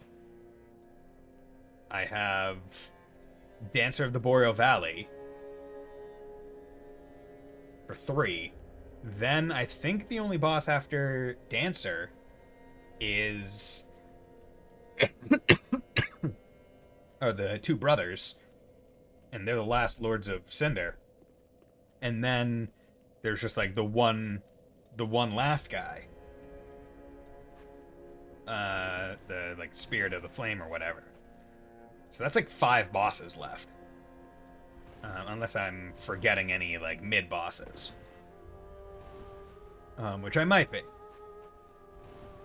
And of course, there's also the optional bosses of, you know, Nameless King, and the DLC, which, you know, might be a thing.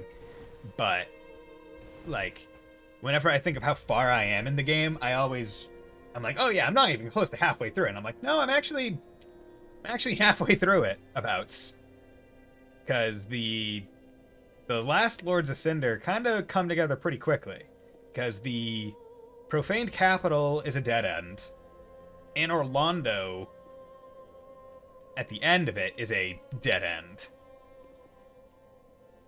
And then you continue on the Dancer path to lead up to essentially the last dead end. So the areas I have left are Anor Londo, then Dungeon and Profaned Capital, and then whatever comes after Dancer. So there aren't that many areas left, so me having a +6 weapon right now might not be intended. Maybe that's why I was doing so much damage. It's potential. I'm not sure. Soul of a Demon, Soul of Pontiff Sullivan. Well, it's supposed to soul steeped in strength, used to acquire many souls or transposed to extract its true strength. Pontiff Sullivan of Irithyll, imprisoned a god of the old royalty in the abandoned cathedral to be fed to the devourer. Okay. So, Pontiff Sullivan imprisoned a god of the old royalty. Yep. Gwendolyn, I believe. In the Cathedral of the Deep. Which Aldridge devoured, kind of combined with, and went back up to Anor Londo. Okay, so let's check the transposition of Pontiff Sullivan. Aha, so... most fine kindling for the throne, and all slain by the... Oh, I have no qualm. In fact... Okay, begin transposition. Crystal Sage, Deep into the Deep, no. High Lord Wolnir, nope. Deep into the Deep, Royal Greatwood, Wolnir, Pontiff Sullivan. Okay, Great Sword of Judgment. Strength, Intelligence, Dex.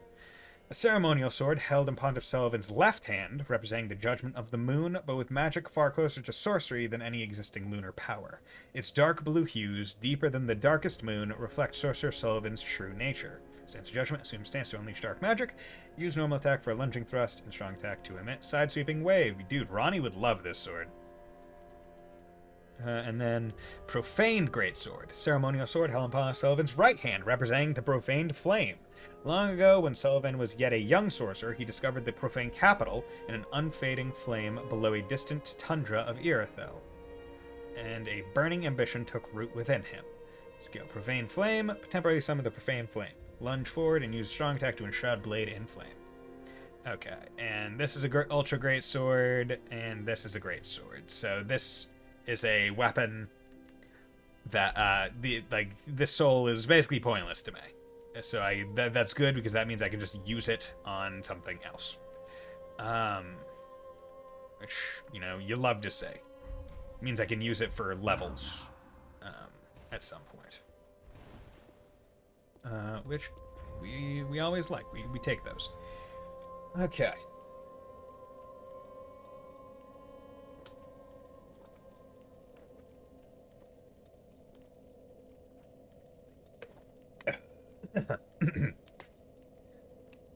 Okay, so I think I have cleared out Irithyll. And now I can either go down to the Irithyll dungeon towards the profane capital or continue on towards Anor Londo. And I am more tempted to go towards Anor Londo to advance the Uria ending or the other ending. I'm just not sure which might be more difficult. But yeah, I think that's what I'm gonna do. Because like I kind of want to I want to get all of the ending stuff out of the way. That way I can't mess it up other than giving. Oh yeah, there's also the optional fight against Champion Gundyr instead of Eodex. So that's another boss fight that I actually plan to do. Because that'll be fun if I can remember how to get to it. That's the thing. It's a lot of the optional stuff isn't something that I necessarily remember all that well. Because it's been a while since I've done it personally, or seen someone else do it. And I feel like in most games, it's the mandatory stuff that really sticks in your head like easily, and the optional stuff is a bit more of a challenge to remember secondhand. But yeah, again, great view ahead. Because I believe that is the High Wall of Lothric.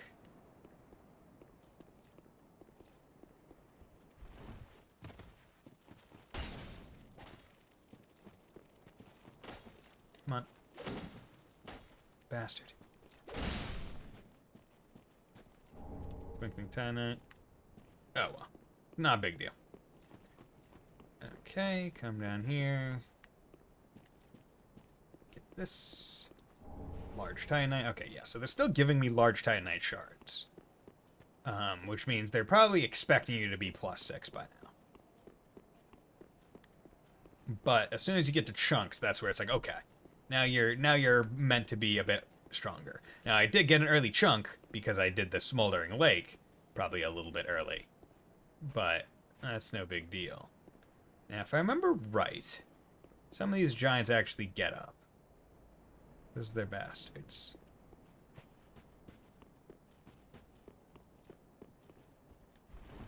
Okay, I don't remember.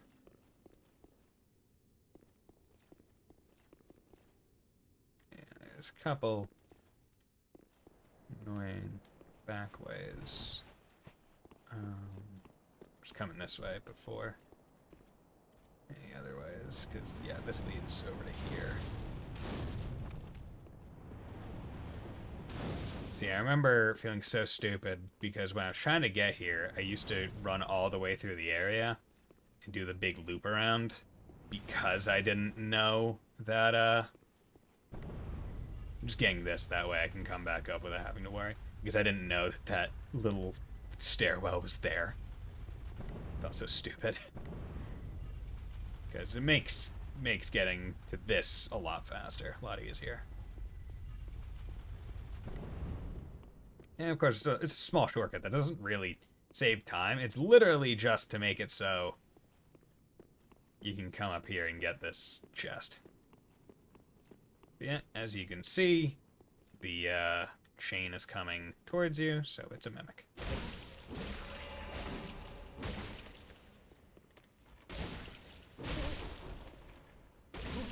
Here we go. And standing behind is just a little bit easier because it'll take a little bit longer for it to start attacking you. Golden Ritual Spear. So what are you? A Ritual Spear presented to Dark Moon Knights before Sullivan claimed the title of Pontiff. Can also be used as a staff. Sorceries cast using this weapon channel the wielder's faith. Steady chant boosts the strength of sorceries for a very short period. So basically, it's a high-end weapon, but it scales very well with faith because it makes your sorceries essentially into miracles. In terms of effective stat use. Okay. Coming over here. Don't remember if there's anything over here to actually pick up, but don't want to leave. Oh. Or an area unexplored. Simple Gem. I believe. What does Simple Gem do? I forget what Simple Gem does. So let's look at it. Let's learn together. Simple weapon. Said to be object of infatuation for victims of stunted development. Used in infusion to create simple weapons. Simple weapons inflict magic damage and restore FP very gradually to help even a simpleton muster some metal. Okay. So it splits your damage type and also gives a passive FP regen. That way you don't necessarily have to use Ashen Estus Flasks to get it all back. Which, you know what? I can see being pretty useful. Depends on how gradual the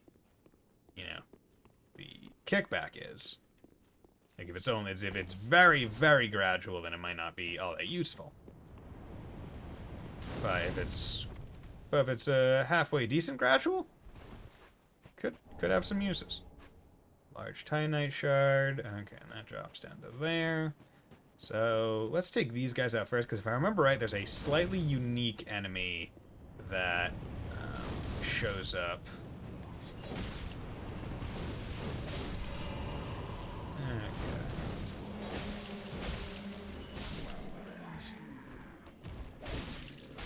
Okay.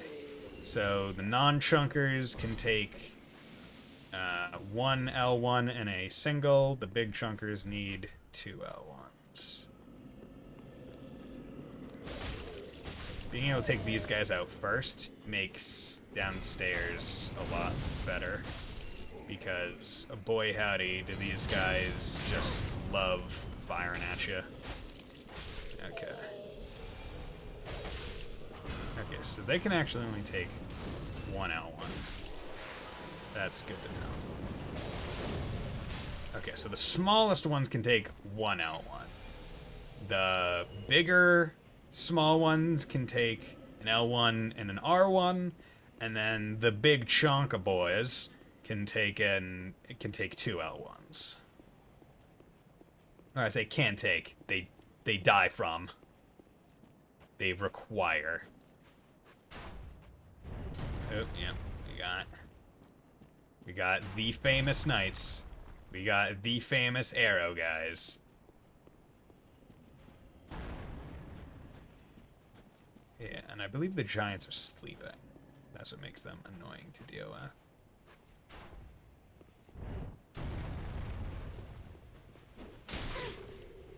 Yeah, we got twin spears over here.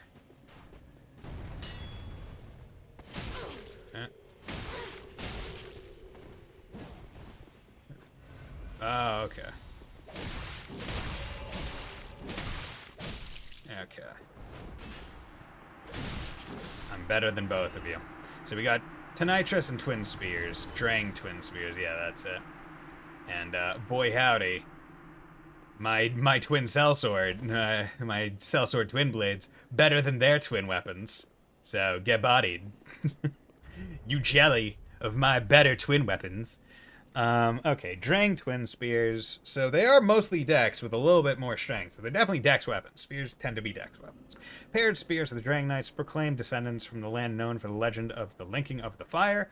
When the Drang Knights disbanded, they scattered across the lands as sellswords. They quickly became known for shieldless, aggressive tactics that struck fear into the hearts of men. Hold spear at waist and charge at foe. Use strong attack while charging to extend the length of the charge. So now the annoying part is I believe some of these giants are just taking little napsy doodles. I'm going to have to deal with them. I am sitting on 27,000 souls. Now, the thing is, I don't remember what ones get up. Yeah.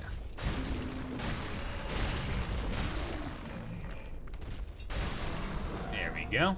God damn, I do so much damage. Like, holy crap.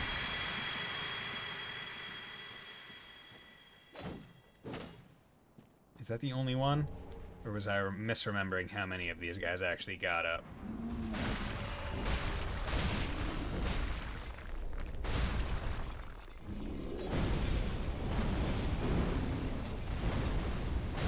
There we go. You guys not so tough when I'm not in a goddamn swamp? Not that I really thought you were tough even when I was in a goddamn swamp.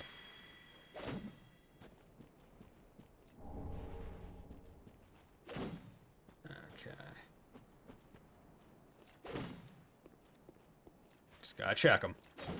Okay, good. So, checked up, checked back, checked over there, checked up there, checked over there, checked through here. So now,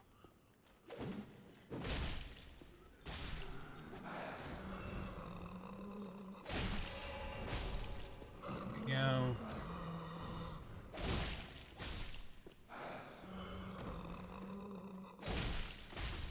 Go. This what is right now? Okay, dark stone plate ring.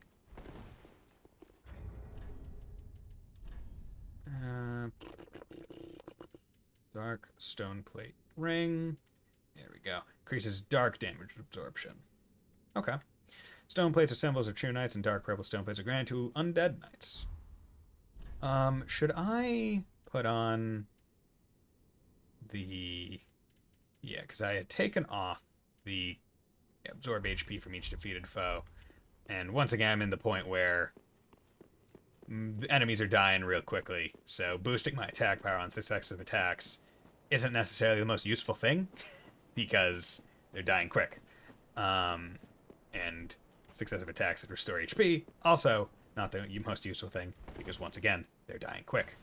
So, don't need them. Okay, so no items over here. Is there an item over on this left side? Yes, good, good, good. Do do do do do. Mana do do do do. Mana do do do do do do do do do do do do. Large titanite shard. Definitely want you at +6. Most definitely want you at +6. Okay. So from a distance, the white on these statues kind of looked like dropped items. So I was checking that. Yeah, I'm at 36,900 basically. So I can get to the point where if I can get a bonfire, I can go level and probably pop items to get another level. Not sure if I want to do that though. If I remember right. Wait. One of these. Yeah, here we go. One of these is a hidden door. Now, it's a dangerous one. Actually, is it dangerous? Yeah. It's a little bit dangerous. Because I believe there's 2 of them. Yeah. I don't remember what's down here. I thought there was a bonfire here. The bonfire might show up after I kill these guys. Not sure. I'm gonna go back up. Now, unfortunately, this ladder is quite tall. But basically, I don't want to lose my souls right now. And dying against these guys down here, unless I were able to bait them basically down to the bottom of the ladder, would make it difficult for me to reclaim them should I die. So I will come back for these guys later once I have used my souls. Yeah, because I think there's a bonfire up here. Maybe, maybe not.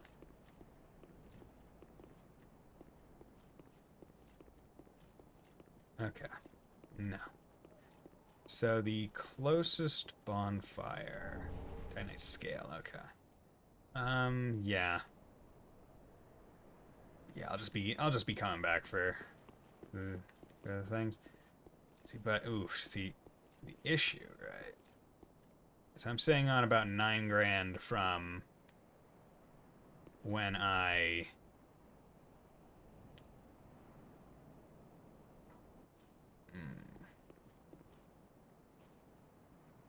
well, I go up there and get the bonfire that I know is like up there, right? But that would require me also being sure enough that I could get to it. Okay, you know what? Let's just try these guys. I'll try and bait them to the ladder.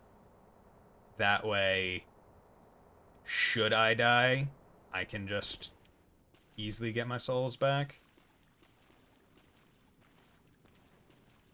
Now, yeah, come over here.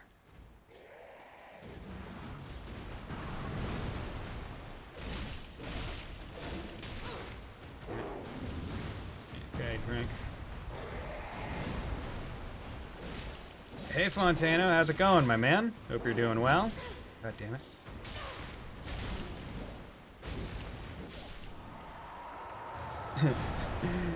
Ooh-woo. Hello, Mr. Streamer. Love it. Love it when people come in with them ooh-woos. Yeah, you missed me first trying Pontiff Sullivan, if you were curious. That was pretty sick. Probably should have put a stream marker down so I could have done it. It's either ooh, kuzu, or nerd. You know what? That's true. Definitely the nerd. Get called nerd by you a lot. And I appreciate it. Okay. See, this is the exact kind of reason why fighting him on the bridge in Irithyll is the best way to fight him. Oop, I am...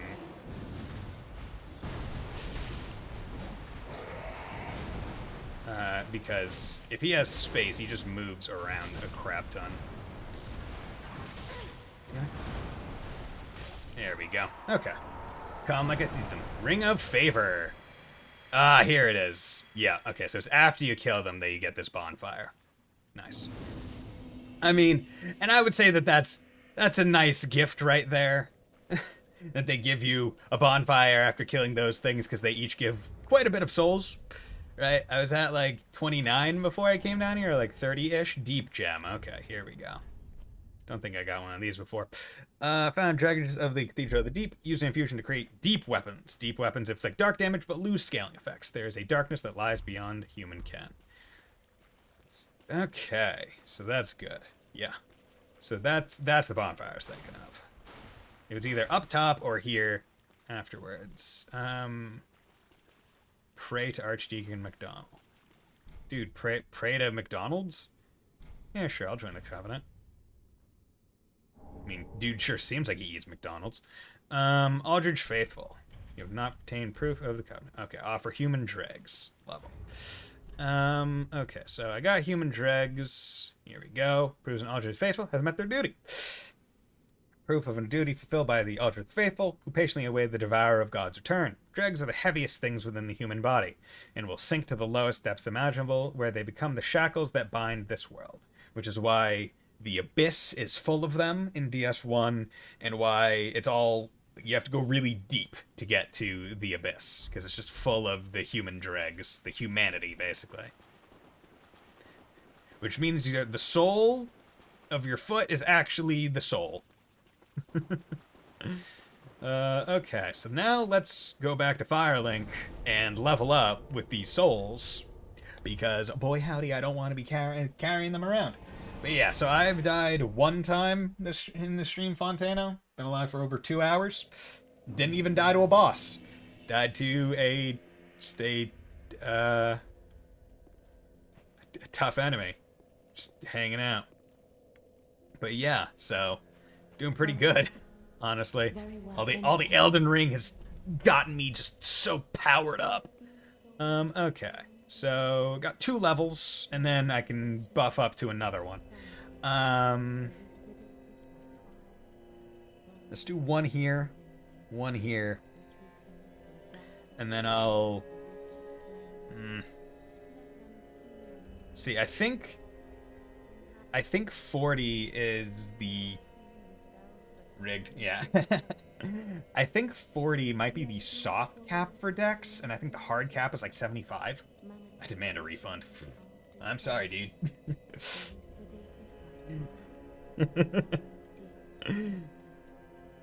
What do you mean you demand a refund? I'm playing Memories of Salsetta on Monday and Friday. Come on, man. I already played through Sly Cooper. What are you asking for a refund for? Okay. If anything, it's Mr. Light that should be asking for a refund. I think he was the one that met the Dark Souls 3 one initially. Can't quite remember though, unfortunately. My memory, not my strongest suit. So it's a matter of where do I want to put 2 stats. I think because I'm starting to hit the soft cap for Dex, I think I'm going to start putting Endurance. So I'll put 2 in Endurance, and then I will pop 23,700, so that's what, 5,000? 5,000, 23,700, 23 that, so then we'll... There we go. I like to sell the pellets because I don't use them. Like, if I'm going to use an item, it's going to be one that increases my damage and not one that decreases damage given to me. And even then, I have yet to use a item on my weapons. Now I'm glad that I have yet to use an item on my weapons, because it means that I'm able to get through without the need of additional things. Where it's like, if you need to put a thing on your weapons to get close to being a boss, it means you probably haven't learned the boss sufficiently. The way I see it, when you want to use like the equips, is like when you have sufficiently learned the boss, you just need a little bit more damage. Or maybe the weapons you use are bad weapon types. Which is definitely a possibility. But, yeah, in terms of like damage reduction, I definitely don't want to rely on those. Because, one, you want to try and take as little damage as possible. You want to dodge most things or block them with a shield. But if you need usable items to survive attacks, then that's going to make it really hard to progress through the game. Because that means you're going to probably perpetually need those kinds of items for future bosses. Whereas the damage ones might just be because this boss is weak to fire, this boss is weak to lightning.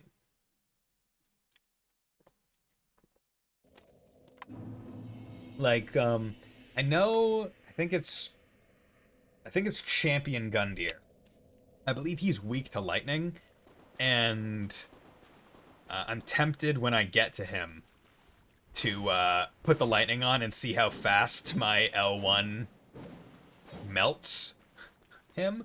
TLDR Bison says, stop sucking, noobs. I mean, no, not that. Once again, everything I say about the reason why I play is purely for me. If someone wants to use items that negate or reduce the damage, I can see why it might be useful, right? Like if I put on the fire reduction one palette going through the middle area, coming right up here, it may have made sense because there's a whole bunch of pyromancer like monks shooting fire at you as you run through the middle.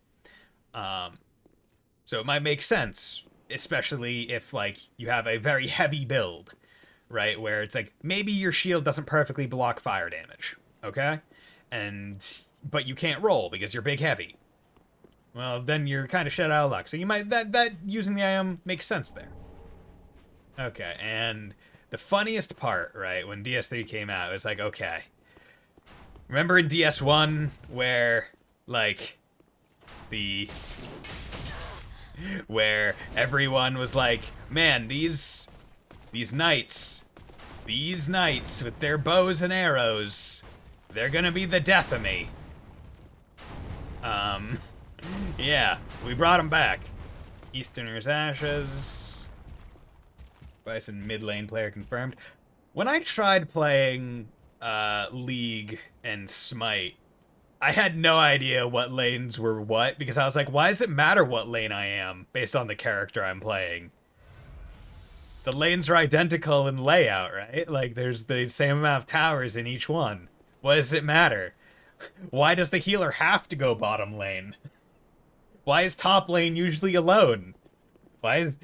like, I was like, I don't get this.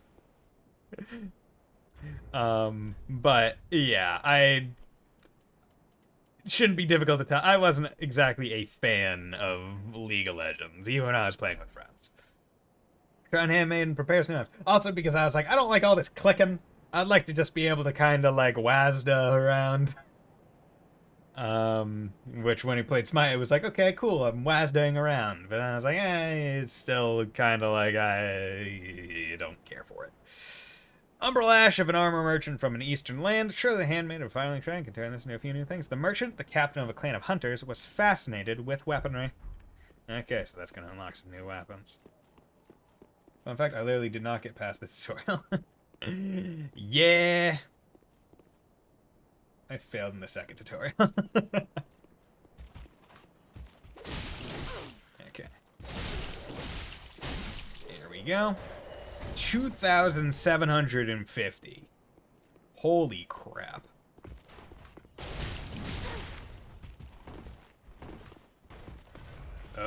Oh god. There we go. That's good souls right there. 2,750. That is not insignificant amounts of souls that I'm getting from kills. Because like my level is 24 about, so 2,750. That is slightly more than 10% of my level. Okay, it takes 2 hits to stagger them. Okay, you do a lot of damage, though. There we go. Getting them into bow stance and then going for them, a lot easier. But there's these bastards all around. Oh, okay, so that's what it is. So I took my natural remembrance path, where basically when you come up there, you're supposed to see this immediate ramp and come up this way. But then the archers on the right side and the left side both tag you, and it makes it really difficult. So then there's that path, where you're a lot more blocked from multiple archers, so you only have to deal with a couple.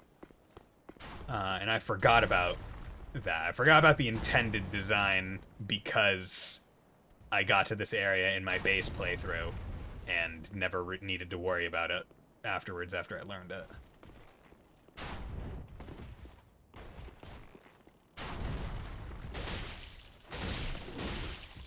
There we go. You can get them, if you can get them in bow form, pretty darn easy. Like, yeah, look at that. Like, friggin', we want to talk about far lancing. This is just straight up like a lance, a spear shot out of a bow. Right? That's great. Okay. So...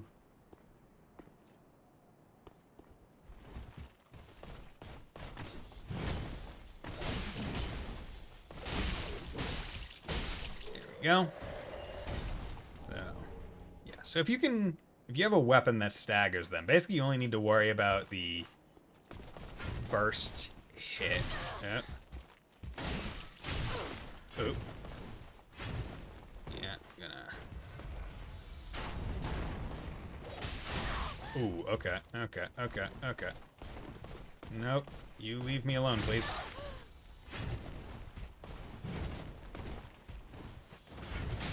Fuck. Okay.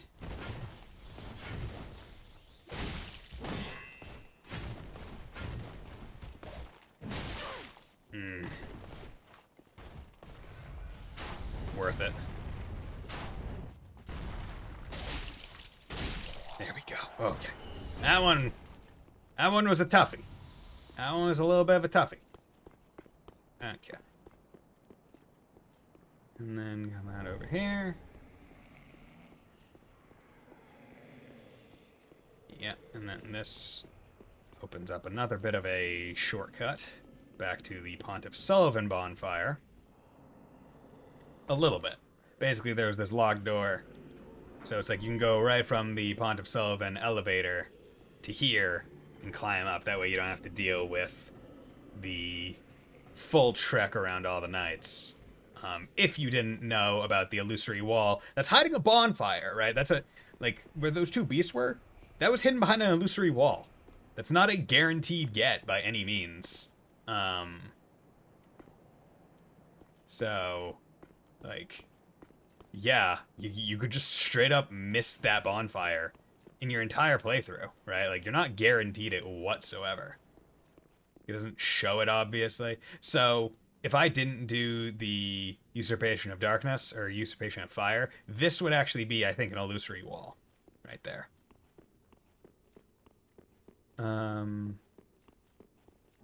Ember, pull the lever, Kronk. There's actually an invisible walkway going out over there, so that's going to be a fun time. So I just wanted to drop that down because I'm planning on dropping to get the item that I looked at. But I wanted to set some other stuff up first because this is a drop to, yeah, drop over there. Boom. Get there. Dragon Slayer Great Bow and Great Arrows. Yes, he specifically used Great Arrows. Yeah, Draining Twin Spears, Golden Ritual, I should drop those off. Great Bow. Great Bow used by the Dragon Slayers during the Age of Gods, far greater in size than any normal bow and far more devastating. The bow must be anchored to the ground when fired, a time-consuming operation that leaves the user vulnerable. Only specialized great arrows can be fired from the bow. Skill. Puncturing Arrow. Masterfully fires off a great arrow that pierces through all enemies in its path, inflicting damage. Okay. And then...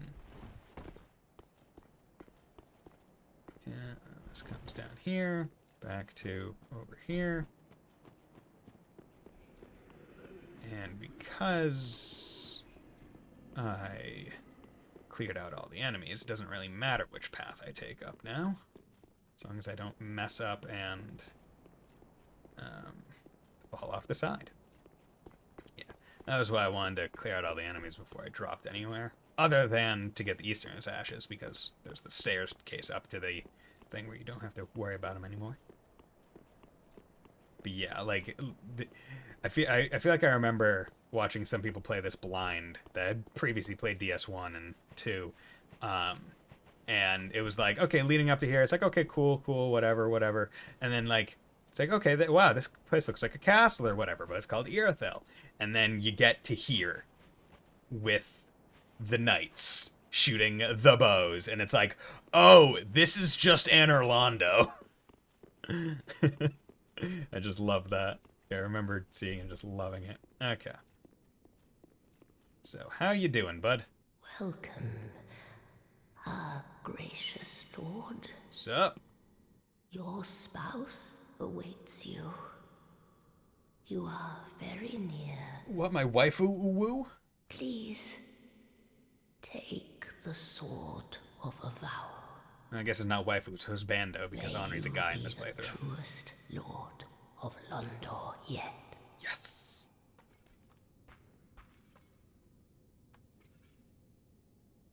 Thank you. Sword of Avowal. Yeah, so basically, depending on the sex/gender of your character, Henri is always the opposite, because spouse ending. Woo. Okay, so is the Sword of Avowal... okay, so the Sword of Avowal is not an actual sword you can use. Rite of Wedlock gives birth to a true Hollow Lord. Ceremonial Sword of Londor cannot be equipped as a weapon. Okay. Not an actual sword. It is said that Rite of Wedlock will presage a true Hollow Lord. Your spouse's name is Henri, who patiently awaits a rightful lord deep within the mausoleum. Well, time to go tie the knot, as it were. Brass helm, brass armor, brass legging. Okay, so let's check out the brass set. Brass. Yes. Armor of a knight once known as the Dark Moon, it is said that this brass armor hides something hideous within. Something about its silhouette suggests femininity.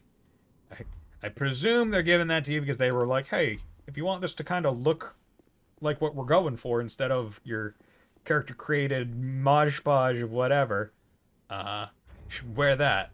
But I'm not, because I'm in full sellsword stuff. Which I think is the stuff that I started the game in.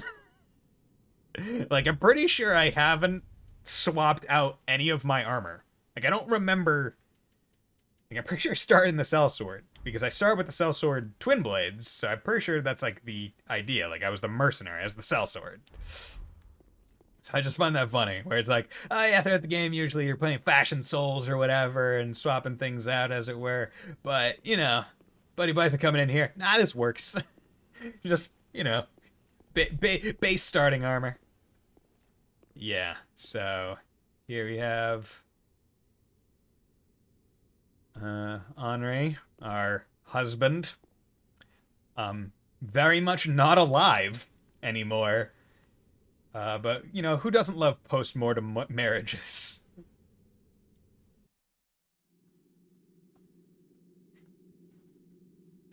At least in Elden Ring, Ronnie's still alive when you, marry her. Although her body does seem rather unresponsive when you put the ring on, but she does still exist and recognize you as her, consort. So... it is understood to be consensual. Man, totally not evil. Isn't it important in Neo to have a matching armor set? I never played Neo. Wouldn't surprise me.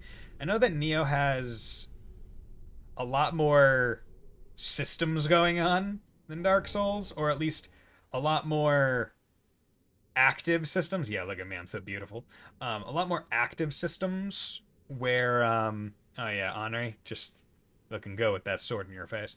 Has a lot more systems that you have to, like, take care of, but, like, it's really fun when you do it, I guess, if you're into that kind of thing.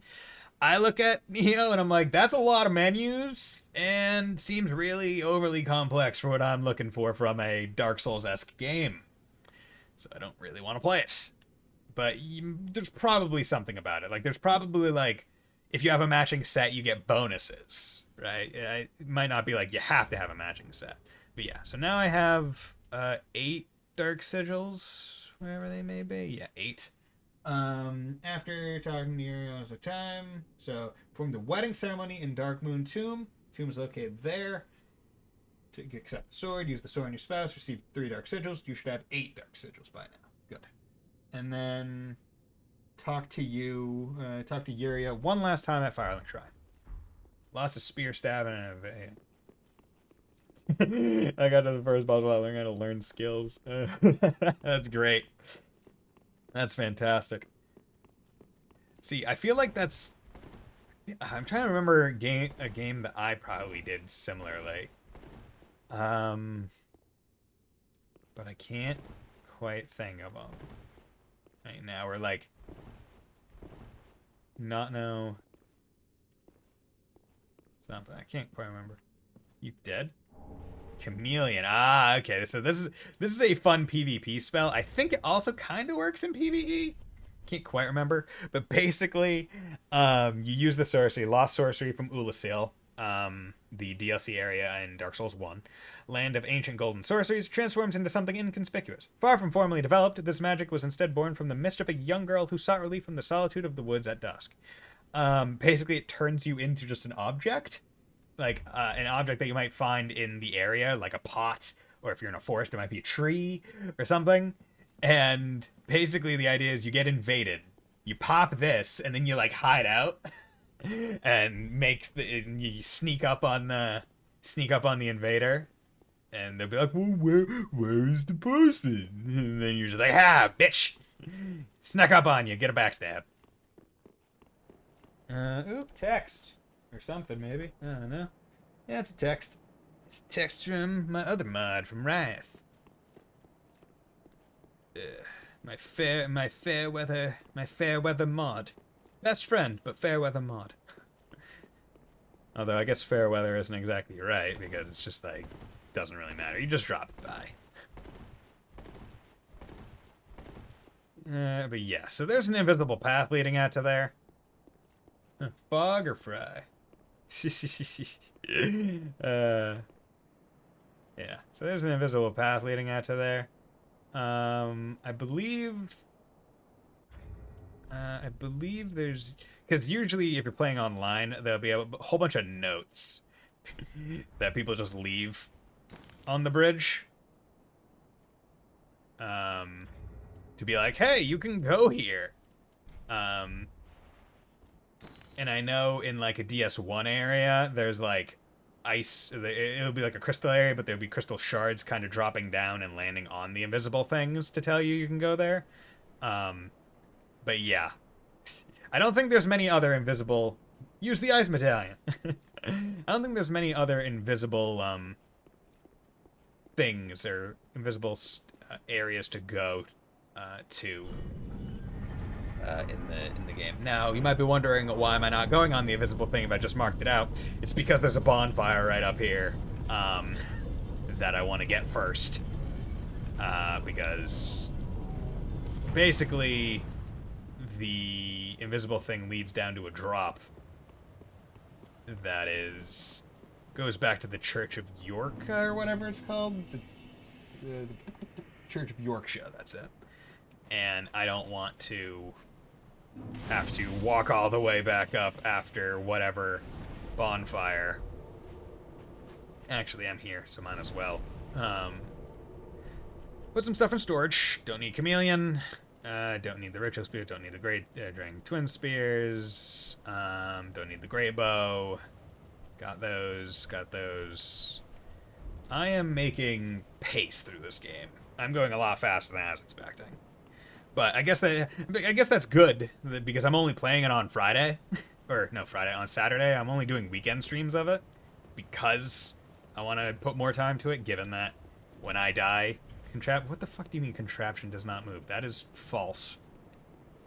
You have to push it from the correct side. Why can't you just know to pull, bitch? But yeah, I guess it's a good thing that I'm making good pace through the game. Of course, one, I'm also making good pace because I know where to go and what to do. Because I've done it before. Once I get to Dance or the Boreal Valley, that might not be the case. Yeah. So, there's a bonfire here, but you have to drop to get down to it. So, if you don't go up there and get that bonfire, then you're kind of crap out of luck. And then here we have this lady who is reminiscent of the tailed, feet ahead, who's reminiscent of the, like, boss of, like, the painted world of Ariandel in DS1, I think? Or something like that. I think it's called something like that. She's reminiscent of her, but I don't know if she's actually her. Name thyself, stranger. Oh, yeah? I am Yorshka. Oh, hello, Yorshka. Captain of the Dark Moon Knights. Oh, cool. Yorshka. What beckoned thee to such a place? Oh, okay. So, I guess this is... If thou'st come stumbling here in error, I bid thee leave anon. This tower is a prison. Thy presence shall invoke the ire of the tyrant Sullivan. Well, you can only get here by killing Sullivan, Though 'twas a rare delight to converse with another. My thanks, strange visitor. May the dark moon watch over thee. Thou thinkst this tower is a prison. I bid... May the dark... Okay, so I think... do I have the Dark Moon?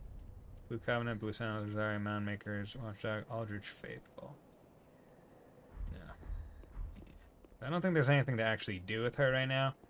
Because I think you can join the Dark Moon, like, Covenant, but I can't quite remember how. Okay, so this is a classic Dark Souls drop area. Do I have a cat's eye ring or something to decrease fall? No, I don't think I have that yet. Or if I do, it's in my chest. Or in my storage box. Okay, so the important thing is to know, it's like, okay, where are all the items so I can figure out what order to do any of the drops in. There we go. And when you're doing drops, Painting Guardian's Curve Sword. That's it. Okay, so the Painting Guardian, big-ass painting, right, in Anor Londo, and that's where you go into to enter the painted world, and you meet a woman at the end of it who is the boss of the area, but you can choose not to attack her or kill her. She actually says, like, hey, just leave, unless you want to fight me. And you can totally just leave. And the Guardians have these curved swords. Pretty darn good deck scaling, gotta say. A weapon described in legends passed down amongst heretics, wielded by the Painting Guardians. A uniquely shaped weapon with a flat tip. Chained to dance, execute relentless consecutive attacks while tracing a circle in a unique dance of deadly grace. Okay, so that's that. So that's not one. Yeah, when you're doing these drop puzzles, the most important thing, especially when you're doing really precarious ones. This one's actually pretty generous because it has these wide platforms. But when they're the more precarious ones, the most important thing to do is to believe in the role that you've done, that you've chosen to put forth, and take your fingers off the joysticks after you have initiated the movement with confidence. Because you don't want to land and then panic adjust and adjust yourself off the banister. Attire of the Painting Guardians, whose forms are described in the mythology of heretics. A smooth pale hood that deters magic. A hunchback teller of ancient tales described unwanted souls who are unwelcome across the lands and are eventually drawn into a cold, painted world. Yeah, so resistance to magic, pretty darn high. 4.3. So that's pretty good. Also resists poison, bleed. Yeah, so that's pretty good resist.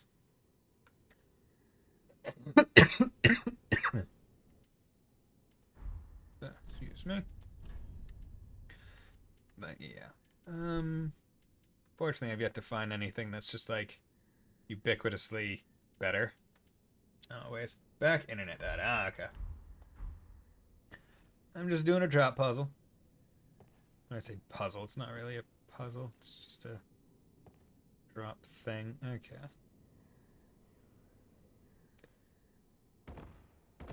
There we go. Jesus Christ. Slurp a dirt.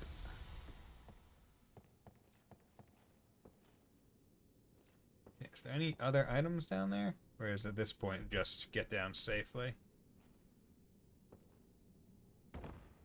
There we go. Good. Good. Good. Good. Okay. Yeah, and it brings you back down here. Back down to Irithyll of the Boreal Valley. Totally not Anor Londo. And now you can sit here, Church of Yorshka. So yeah, getting the other bonfires is definitely a smart idea. I'm pretty darn close to a level, so let's go get the level before I go explore the rest of this area, because I don't want to lose all these. Because this upcoming area is honestly not very expansive. It's pretty small. It loops around so you can open the big door to make the boss run a bit more straightforward. And that's about it. But it's still... There's still enemies there. Still potential to die. So what? I need 8,000-ish. Ah. Sell... need 8,000. So 5, 6, 7, 8. Here we go. Ashen 1. Love it.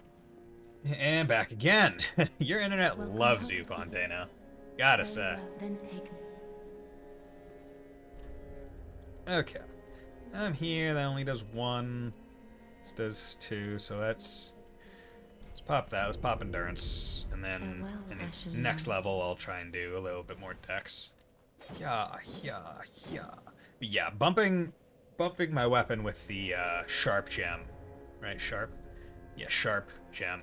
And upping the dex scaling to A from C helped so much. Like, holy crap, it did.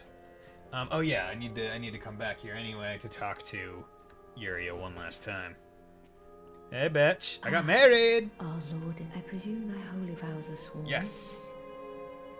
Wonderful. I'm a married woman now. True and deserving Lord of Hollows. Lord of Hollows. With the spouse, the strength to claim the fire is thine. Oh, sure, I can't be a strong, independent woman. Thy lordship.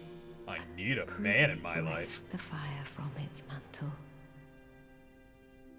I, Yuria, and all Londor embrace thy impending lordship. Sounds good.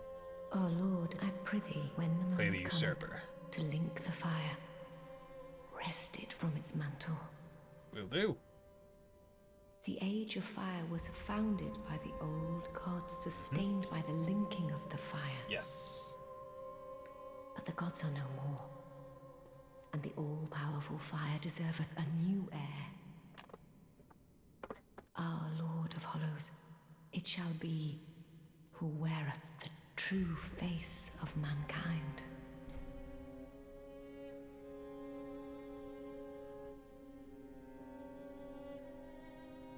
Okay. Oh Lord, I prithee, when the other... There we go. So safe. now, after doing all that, when I finally kill the final boss, I just need to essentially do the thing that I would do in the normal ending, but the special ending now happens. So who are you? You know, I've gone through everything. Who are you? Again. I have since heard a great deal about I've you. never talked to you, I don't think. For one, that you are most gentle of heart. I, too, am bound by... I hear that cordial intrusion lays the path to... If I can be of help, blessing of the... Dark Moon. Oh, you're a Dark You Moon. should acquire a blessing of... If bless... Interesting. So I wonder. Okay, first of all, let's do that. Maybe reset. If you should acquire... Okay. Curious to know if I do Dark Moon Loyalty in front of this. In front of Yorshka. If she'll have something else. Because certain things in Dark Souls and Bloodborne and Sekiro and Elden Ring, some of them are obtuse, and you have to do stupid things like, use a whatchamacallit in front of someone.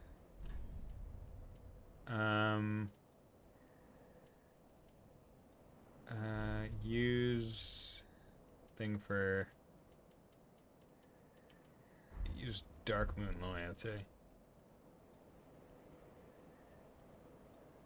Maybe?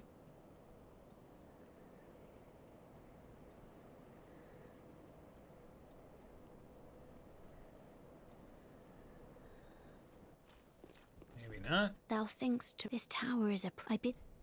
Performed... Okay, cool. So you had to get it, and then you... Okay, so I was on the right track. I was on the right track. Very well. Captain to this knightless company I remain. I will grant thee purpose. She stood up. Thou'st journeyed far. Hear my voice. If thou shalt swear by the covenant... Oh, this is weird. ...to become a shadow of Father Gwyn and Sister Guinevere... Okay, that's who it is. Guinevere is the blade that shall great chest hunt ahead. the foes of our lords. Then I place thee under the Left ear? aegis and the power Right ear. of the dark moon. Left ear? It's interesting that it's like, depending on the way you're spinning, it makes it so Art now the thing a blade comes of the dark moon. left. The only knight of our company. So weird. Swear this oath. How am I the only knight? And face thy solemn duty. I got Dark Moon Loyalty from someone else. Blade of the Dark Moon. Okay, cool. You know what? I'm down to simp for this woman. So you know what? Down to simp. A silver pen depicting the Dark Moon and a sword, the crest of the Dark Moon Knights, the original Blue Sentinels, equipped to pledge oneself to the Blade of the Dark Moon Covenant. When a member of the Way of Blue faces a dark spirit, the Blades of the Dark Moon, by an ancient accord, help to root out the invader. Summoning takes place automatically when equipped. Doesn't matter because the online is not active. Yeah, I'll simp for her. She seems nice. Buddy simper. Yo! Dude, more like simping Bison. Come on. Oh. Good blade of the dark moon. Welcome home. If I can provide thee succor... Succor? Only tell me how. Well... Succor? I barely even knew her! Here. I give you a proof of concord kept. Here's your gift. Covenant alliance deepened. Talk. Long ago, our father Gwyn, lamenting the waning of the fire, yes, became cinder of his own will. He is the original linker of the flame. Now, the fire is linked by the champions who have come in his stead. Yeah, the souls of Cinder. Such is the will of Father and the gods. The lords that we're trying to hunt down, basically. And so the Dark Moon Knights took arms. They are ones who were supposed to link it, but we're like, nah, I'm not going to. Sir, that joke is not but allowed long here. ago, our company lost its last proper knight. Only its covenant was preserved to this day, until the time of thy visit. Heirdom taketh many forms, indeed. May I pose thee a question? Sure. This tower, this prison, stands tall and solitary, the contraption bridging its lower reaches long, unmoving. Well, I've moved it. So, by what path didst thou here ascend? Well, if you look to the left when I was walking... Art thou a creature of the air? Or other winged thing? Love it. Yes, I can fly. No, I can't fly. Like, it's like literally, if you just looked a little bit to the left, you would have seen me drop down from an invisible platform. Okay. Do I joke on her? Or am I honest? Or am I honest knight? Or you know, if I'm her singular knight, you know, we have to have a good rapport, right? You know, I do, you know, play with her. Or you know, I'm very stern. Of course, Buddy Bison, the stern knight, only tells the truth. He-Man, you can fly? No. So, do I joke? Do I not? I'm not sure. Which one do I want to do? She seems a bit naive. She seems like she would be a fun person to poke fun at. But also, that naivete, you know, you don't want to bully her. But, you know, it could be fun. No, I'm not sure. What if she says you can, well, what if I say I can fly and she says, oh, cool, can you, like, jump off this banister right here? And I have to be like, no, I can't do it. I'm not sure. You know what? Yes, I can fly. Oh, my. I imagined it might be so. I like how there's a saving icon on top right. Then thou art a dragon? Or perhaps a crow? A crow? Well, whatever thou beest. Certainly not a bee, because by all known laws of aviation. Yet strangely familiar, visitor. Long ago, now, such but long only at Heirdom. Long ago, now, okay, there we go. Off so soon, may the dark moon. See you later. Don't get too lonely. I gotta go kill things. Okay, up to Analondo. Hey, yo, it's Analondo. Analondi's nuts, yo. Hey, yo, got him.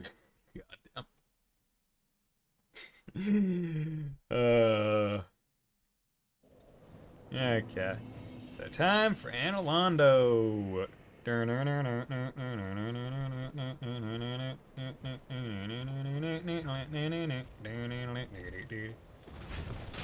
Oh god, you have long pokes.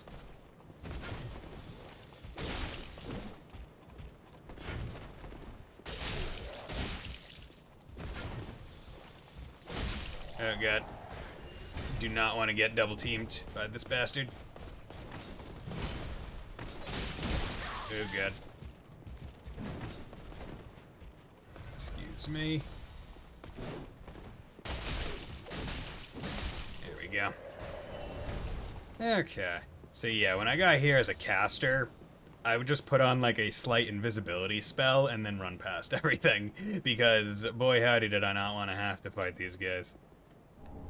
Okay, large soul of a weary warrior. Yeah, so basically the big thing is opening this door and that makes the boss run doable.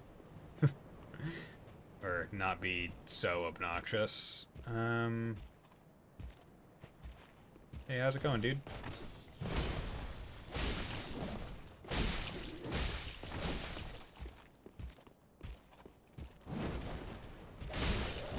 There we go, you're red-eyed, so you're a bit stronger, but not strong enough, bitch! Yeah, so the enemies here in DS1 are usually like gargoyles and shit. Like flying gargoyles, and they're annoying in their own right, as far as I remember seeing other people play it, because once again, never played DS1. Or, no, that is false. I have played DS1. I beat the gargoyles. That is it. I beat the gargoyles, and basically stopped there, I think. I did not get very far in the game, but I did play it. So I can't say in all truth that I am a full DS1 unexperienced person. However, I can say that I have certainly not even gotten close to finishing the game.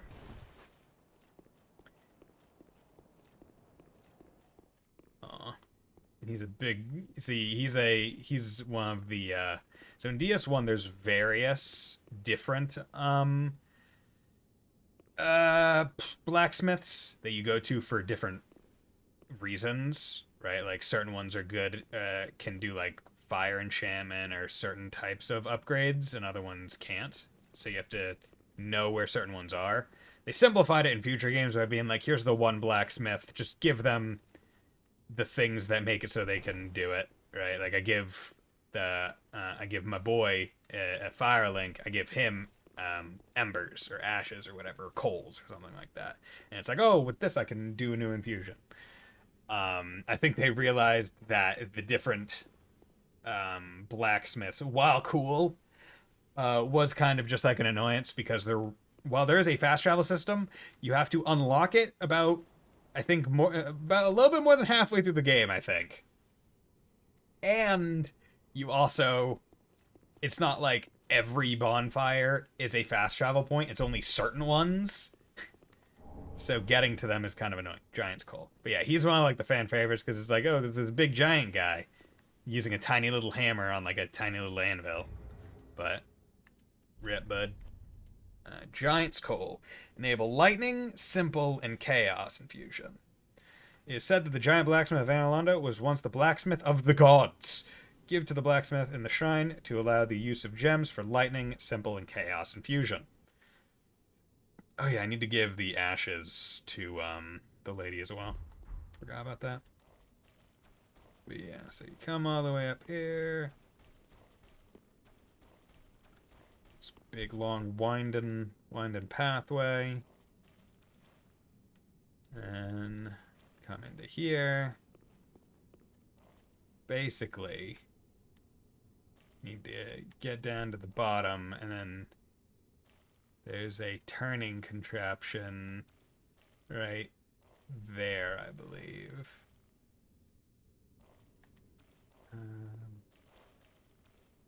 Yeah, I think you can see the bar, and that will open the door.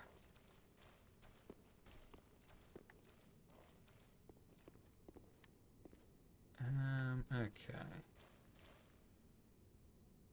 If I remember right, are there a couple giants down there, or is it just a whole bunch of the church guys? Oh yeah, on this side, so let's go this way. Actually, there's an item there, so I'm gonna go get it. The entire area has stairs on both sides, so I can just go up and get the things later.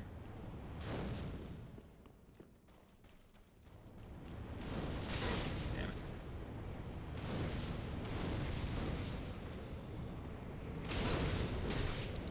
it. Okay, I'm just gonna sip. Come on.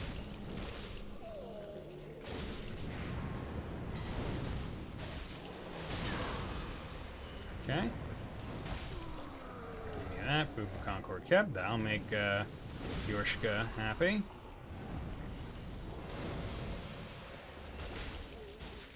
Oop, okay. For whatever reason, you didn't want to die that time. Okay. So we got annoying little guys like you around. Okay.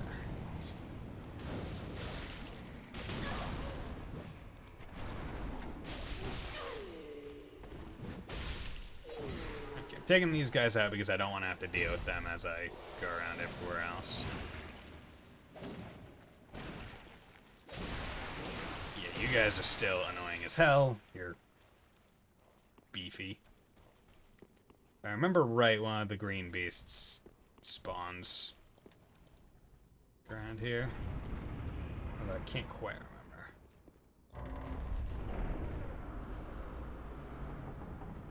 Yeah, no, not one of the green beasts, just one of the... Cool. Well, thought you were gonna be a lot tougher, but I'm Beast. Aldridge is Ruby. So, yeah. So now... This is the boss run. Kill that guy, that's probably a one and done kind of thing. And then basically just a straight shot to the boss. But let's take a look at Aldridge's Ruby. Ring of Favor. I forgot to look at this. Increases HP, stamina, and maximum equip load. Okay.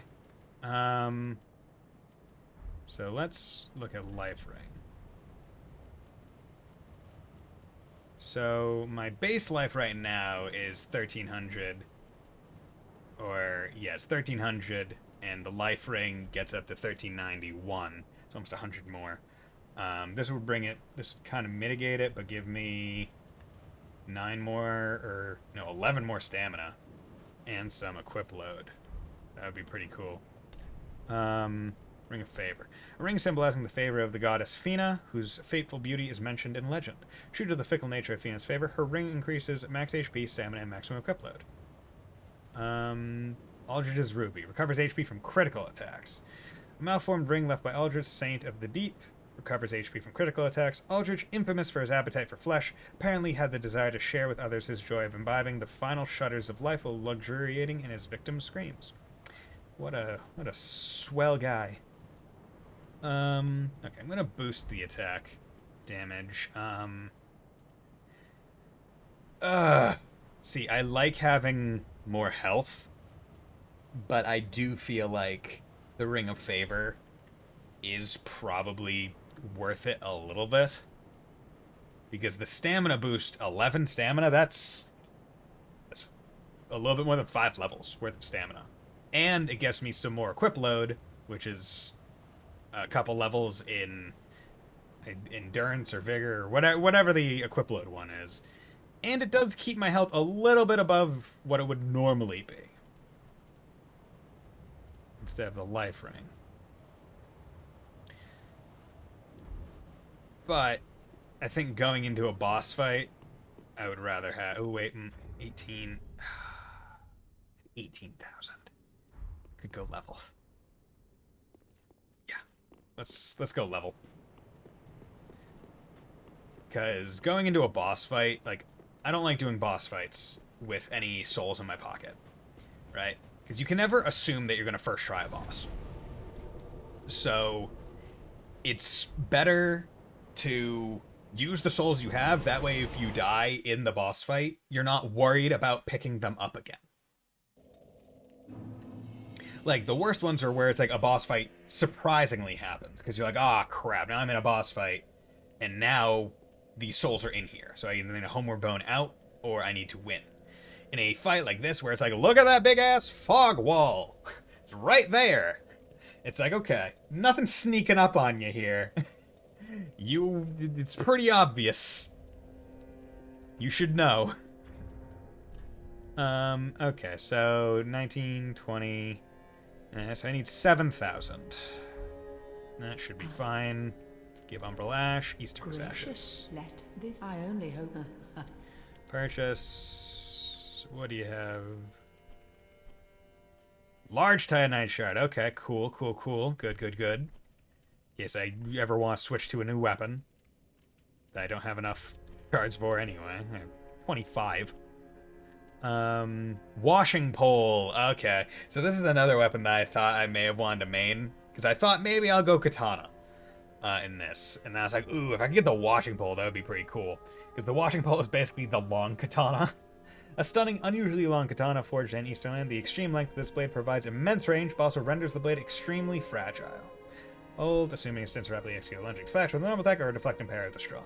So basically, it's a katana with more reach, but it also only has 20 durability. I can't remember how much normal katanas have. But I needed... what was it? 8,000? Be sure to bring more souls. Yeah. Status... 220, no, 7,000, okay. Ah? Sell... 5, 6, 7. Ashen 1.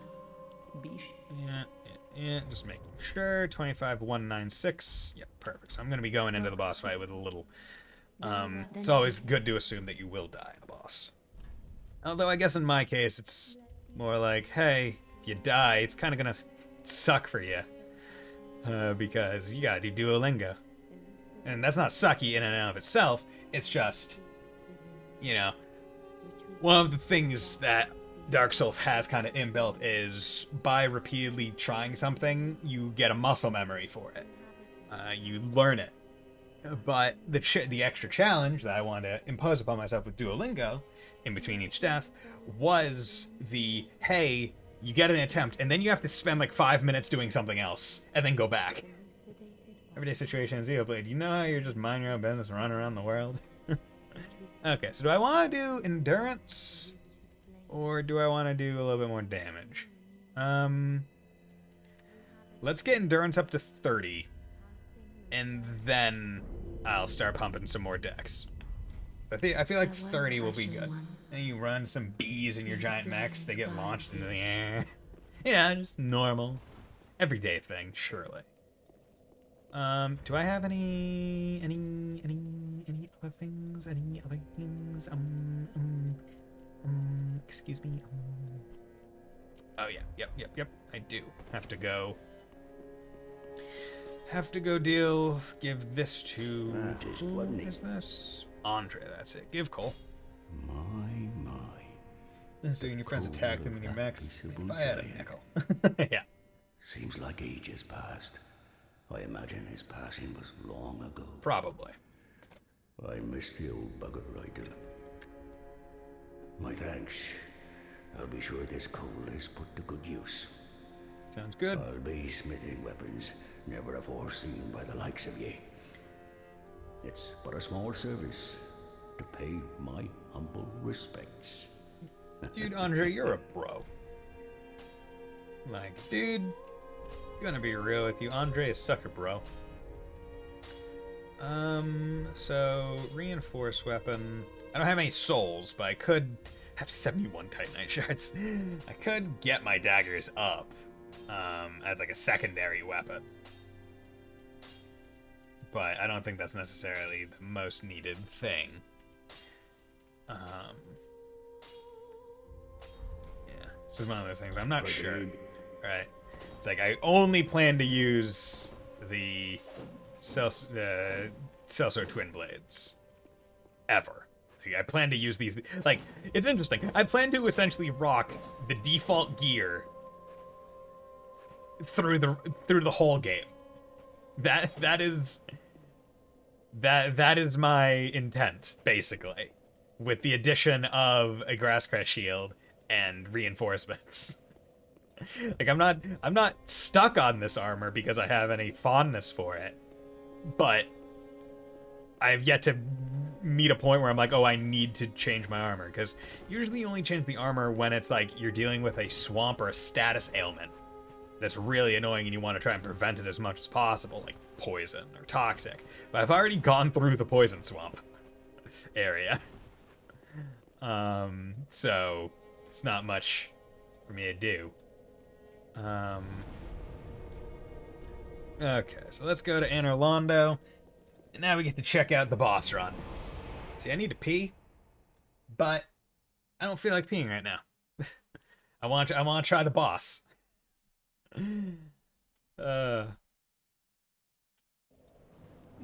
Okay, so if I remember right, running up the left side was a bit easier. There we go. Get you out.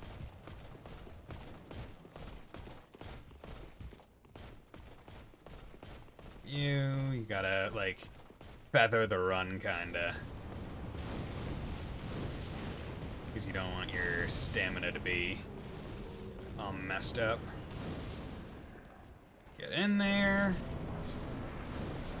Aldridge, Devourer of Gods. Ah, damn it.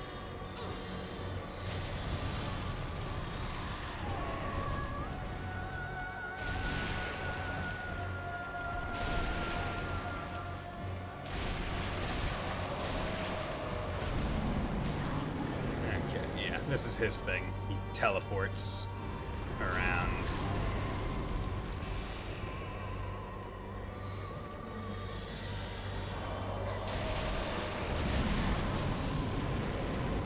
Okay. Yeah, okay, so now he's in second phase.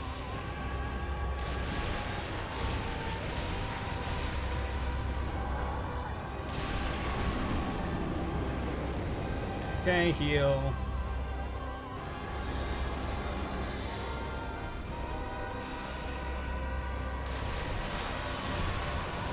First try again, baby! Yo! Two first tries against both bosses I fought. Yo, baby! Oh, man! Sellsword Twin Blades, insanely good. Oh my god, when you're not playing as a caster, this guy's not too bad. And you have really high DPS weapons, and you know what you're doing, and you have really powerful flasks, and your weapons are reinforced. But yeah, baby! Again, another one. Another one. You know, I'll put a marker, and I'll clip that. Damn, look at that. Soul of Aldrich. Wow. I'll be real, I was not expecting another solo. But I was able to do enough damage every time he showed up to really kind of like make him go away pretty fast. And because he wasn't really hitting me all that much, I was able to just take the safety sip on teleport. So I was rarely below like full health. Damn, okay. Look at me. Look at me. Look at Buddy Bison. I think I'm gonna Dark Souls 3. My head's gonna get all inflated, and I'm gonna feel so confident in myself, and then I'm gonna get my shit kicked in as soon as I encounter a harder boss that I haven't beaten before. One of the Twisted Souls, steeped in strength. Used to acquire many souls, or transposed to attract his true strength. When Aldrich ruminated on the fading of the fire, it inspired visions of a coming age of the deep sea. He knew the path would be arduous, but he had no fear. He would devour the gods himself. Dude, he's just like, what is it, Maxie or whatever from freaking Pokemon Sapphire. It's like, I envision an age of ocean.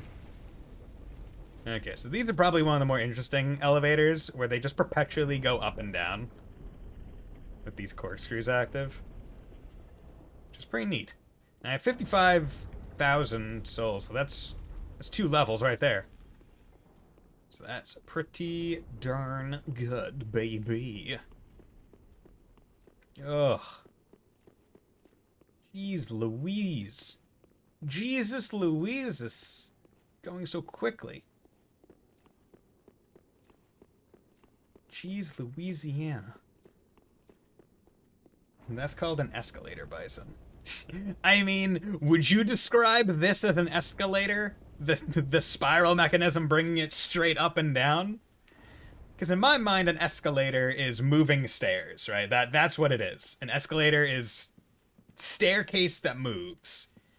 An elevator is anything that purely goes vertical. Sun Princess Ring. Yeah, so basically Guinevere would be sitting here and there would be great chest ahead messages all over the floor. Yeah, it goes up and down repeatedly. Okay, so that was ring. Literally just picked it up where Sunprint. Gradually restore. Okay, so passive HP regen. Ring associated with Guinevere, Princess of Sunlight, and eldest daughter of Gwyn, the First Lord. The ring is vaguely warm, like a beam of sunlight, and gradually restores HP. Guinevere left her home with a great many other deities and became a wife and mother, raising several heavenly children. So, I believe... So, Guinevere just effed off, and then Gwyndolin, the son that was raised as a daughter, with like really impressive like illusion magic, made it seem like Anor Londo in the first game never like decayed or never fell, I guess. Like, the Age of Gods never really ended, and kept it all looking good. But then you essentially throw a dagger, or like you attack the illusion of Guinevere, and the Gwyndolin boss fight starts. And after you beat Gwyndolin, the entire like area of Anor Londo just becomes dark, because the Gwyndolin was literally the god of the sun or something like that, and therefore his death like turned it off a bit somehow. Like it's pretty neat. Okay, do I have anything that should go in the storage box? Yeah, I don't need the... I'll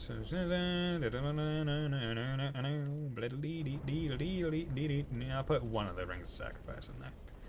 I'm never gonna use that. That's pointless. Boost attack when HP is full. I can see myself. You know what? I don't like anything that's like when HP is low. I never want HP to be low. So it's like increased damage absorption when HP is low. And it's like, okay, well, why are you at low HP and still taking damage? Stop it. Get some help. 0 HP. Enemies lose more stamina when guarding attacks. I'll be real here. I don't really attack when their shields are up, so I don't need that. Strengthens thrust weapon counterattacks. My weapons aren't thrust, so I don't need those. Resistances could be useful. Absorptions could be useful. Then we have the equip loads and all that jazz. Okay. So now, this is the dead end. I am done with the Anor Londo path. I have gotten Aldrich, Devourer of Gods' Soul of Cinder. Yeah, so this is one of the major dead ends that you need to reach. So then the other one is the Irithyll Dungeon and Profane Capital dead end, and then that leads to the final path. So, making pretty good, like, progress in this game. All things considered, like, I beat 2 bosses this stream so far, although I'm not planning on going much longer, given that I've been live for 3 hours already. Got one of Lords of Cinders. I've only died once this stream. Am I good at this game? I've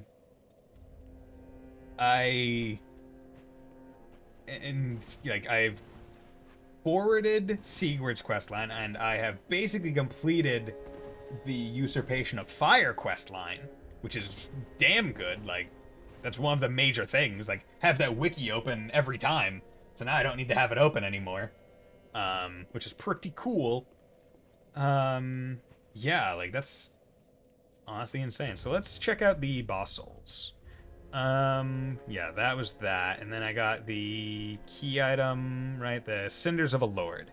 Cinders of a Lord left by Aldrich, Devourer of Gods. If the Lords will not return to their thrones themselves, let them return as cinders. Yeah, look at that. It's just like goop and ugh. Aldrich became a lord by devouring men, but was disillusioned with his throne, and so took to devouring gods instead. Okay, so yeah. His throne is this one.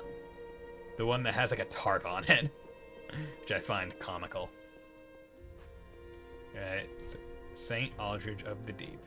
It's like, yeah, we're gonna put this tarp on here because we don't want his like goopy, gross stuff getting all up on our Getting all up on our stone throne.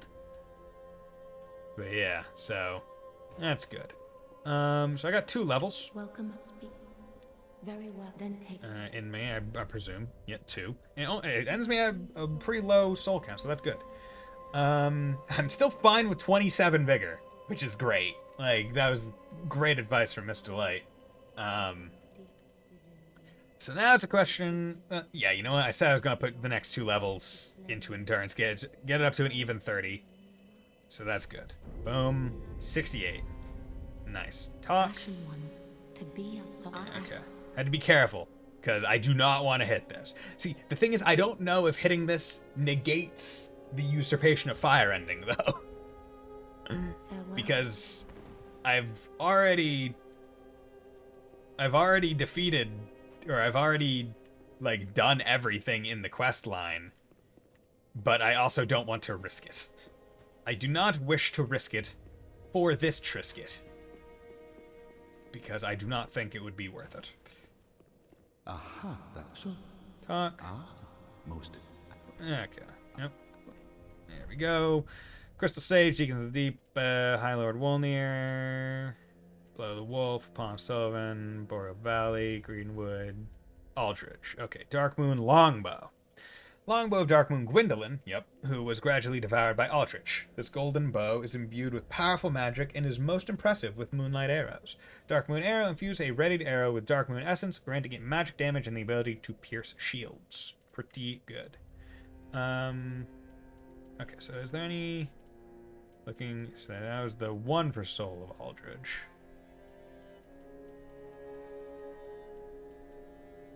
Oh yeah, that's that. Does Aldrich only have 1 boss weapon? Oh wait, no, there we go. Life Hunt Scythe. Steal HP of foes using an illusory scythe. Miracle of Aldrich, Devourer of Gods, steals HP of foes using an illusory scythe. Aldrich dreamt as he slowly devoured the god of the Dark Moon. In this dream, he perceived the form of a young, pale girl in hiding. Yes, so the Dark Moon, the woman, the Yorshka that we did, the woman that she is reminiscent of in the Painted World, I believe uses a scythe as a weapon. But this is Faith, and it is a bow that I can use, but I don't really plan to use it at all. So that's another boss soul that can be sold for good stuff. How much? 15,000? Good. Interesting that Soul of a Demon is worth so much, right? Because this was just like a random demon. This isn't the old Demon King's soul. This is just Soul of a Demon. Like, I just found this guy randomly. Yeah, interesting that it's worth so much. Like, it's almost a level by itself. Like, how much? So 27,530. Okay. What do I want to do with a Klondike bar? Oh. Okay, so Undead Bone Shard, no, don't have any. Organized storage, sure, let's go through there. Nothing. Got a whole bunch of stuff. Whole bunch of stuff here. Whole bunch of stuff here. Whole bunch of stuff there. Okay. Let's travel, and we're going to Distant Manor. So, this is the path that leads down to Irithyll Dungeon, which then leads to Profaned Capital. However, this is also where I'm going to stop the stream today, because I've been going for a while. Fantastic stream, got plenty of levels. Beat a couple bosses first try. That doesn't happen very often, if ever. But it happened here. So, we'll take that. We'll take that win. We'll take the 1 death from the enemies leading up to Pontiff Sullivan. Because, you know, they did get me. Can't fault them. I definitely psyched myself out with Irithyll, because I really thought it was going to be a lot harder. But the Sellsword Twin Blades, really darn good, especially given that my first time going through here was a lot harder, given that I was a magic build, and the enemies in Irithyll have shields mostly. The tough enemies have shields, at least. So, yeah. So definitely psyched myself out, but was able to get through it pretty darn good. Made a lot of progress in the quests and other things. But, yeah, I'm actually not sure how many more streams of base Dark Souls 3 I have, so I might be changing the sub-goal, if it doesn't get met soon, from all difficulty percent to do I do, the first DLC, and then I'll update it to be do I also do the second DLC. Because if I'm being real, right, there is no boss in Irithyll Dungeon.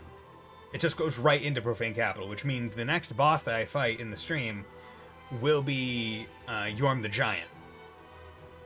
And then after that, I'm going to Boreal, Dancer of the Boreal Valley, which will be a boss that I've never beaten before myself, so that'll be tough.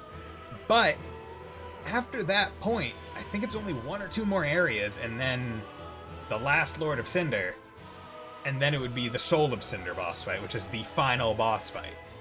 And I don't want to do the DLC areas on New Game Plus. I want to do them on regular. That way they're not more difficult. Although I do still need to figure out how to go to the optional area for Champion Gundyr.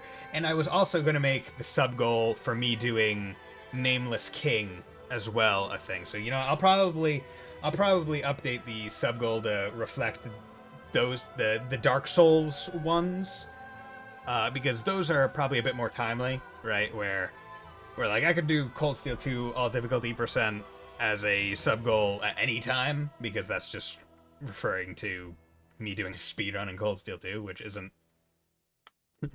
anything surprising, isn't anything new. It would just be the idea of me doing 4 runs back to back. That would be the new part. So yeah, I think that's what I'll do after I finish the stream. But regardless, thank you Fontano, thank you Mr. Light, thank you Tay for dropping by today, and thank you everyone else who lurked. It was great hanging out with you, it was great playing this game, and I hope you all have a very nice night, and will join me on Monday when I play some more Ys Memories of Salsetta. Bye!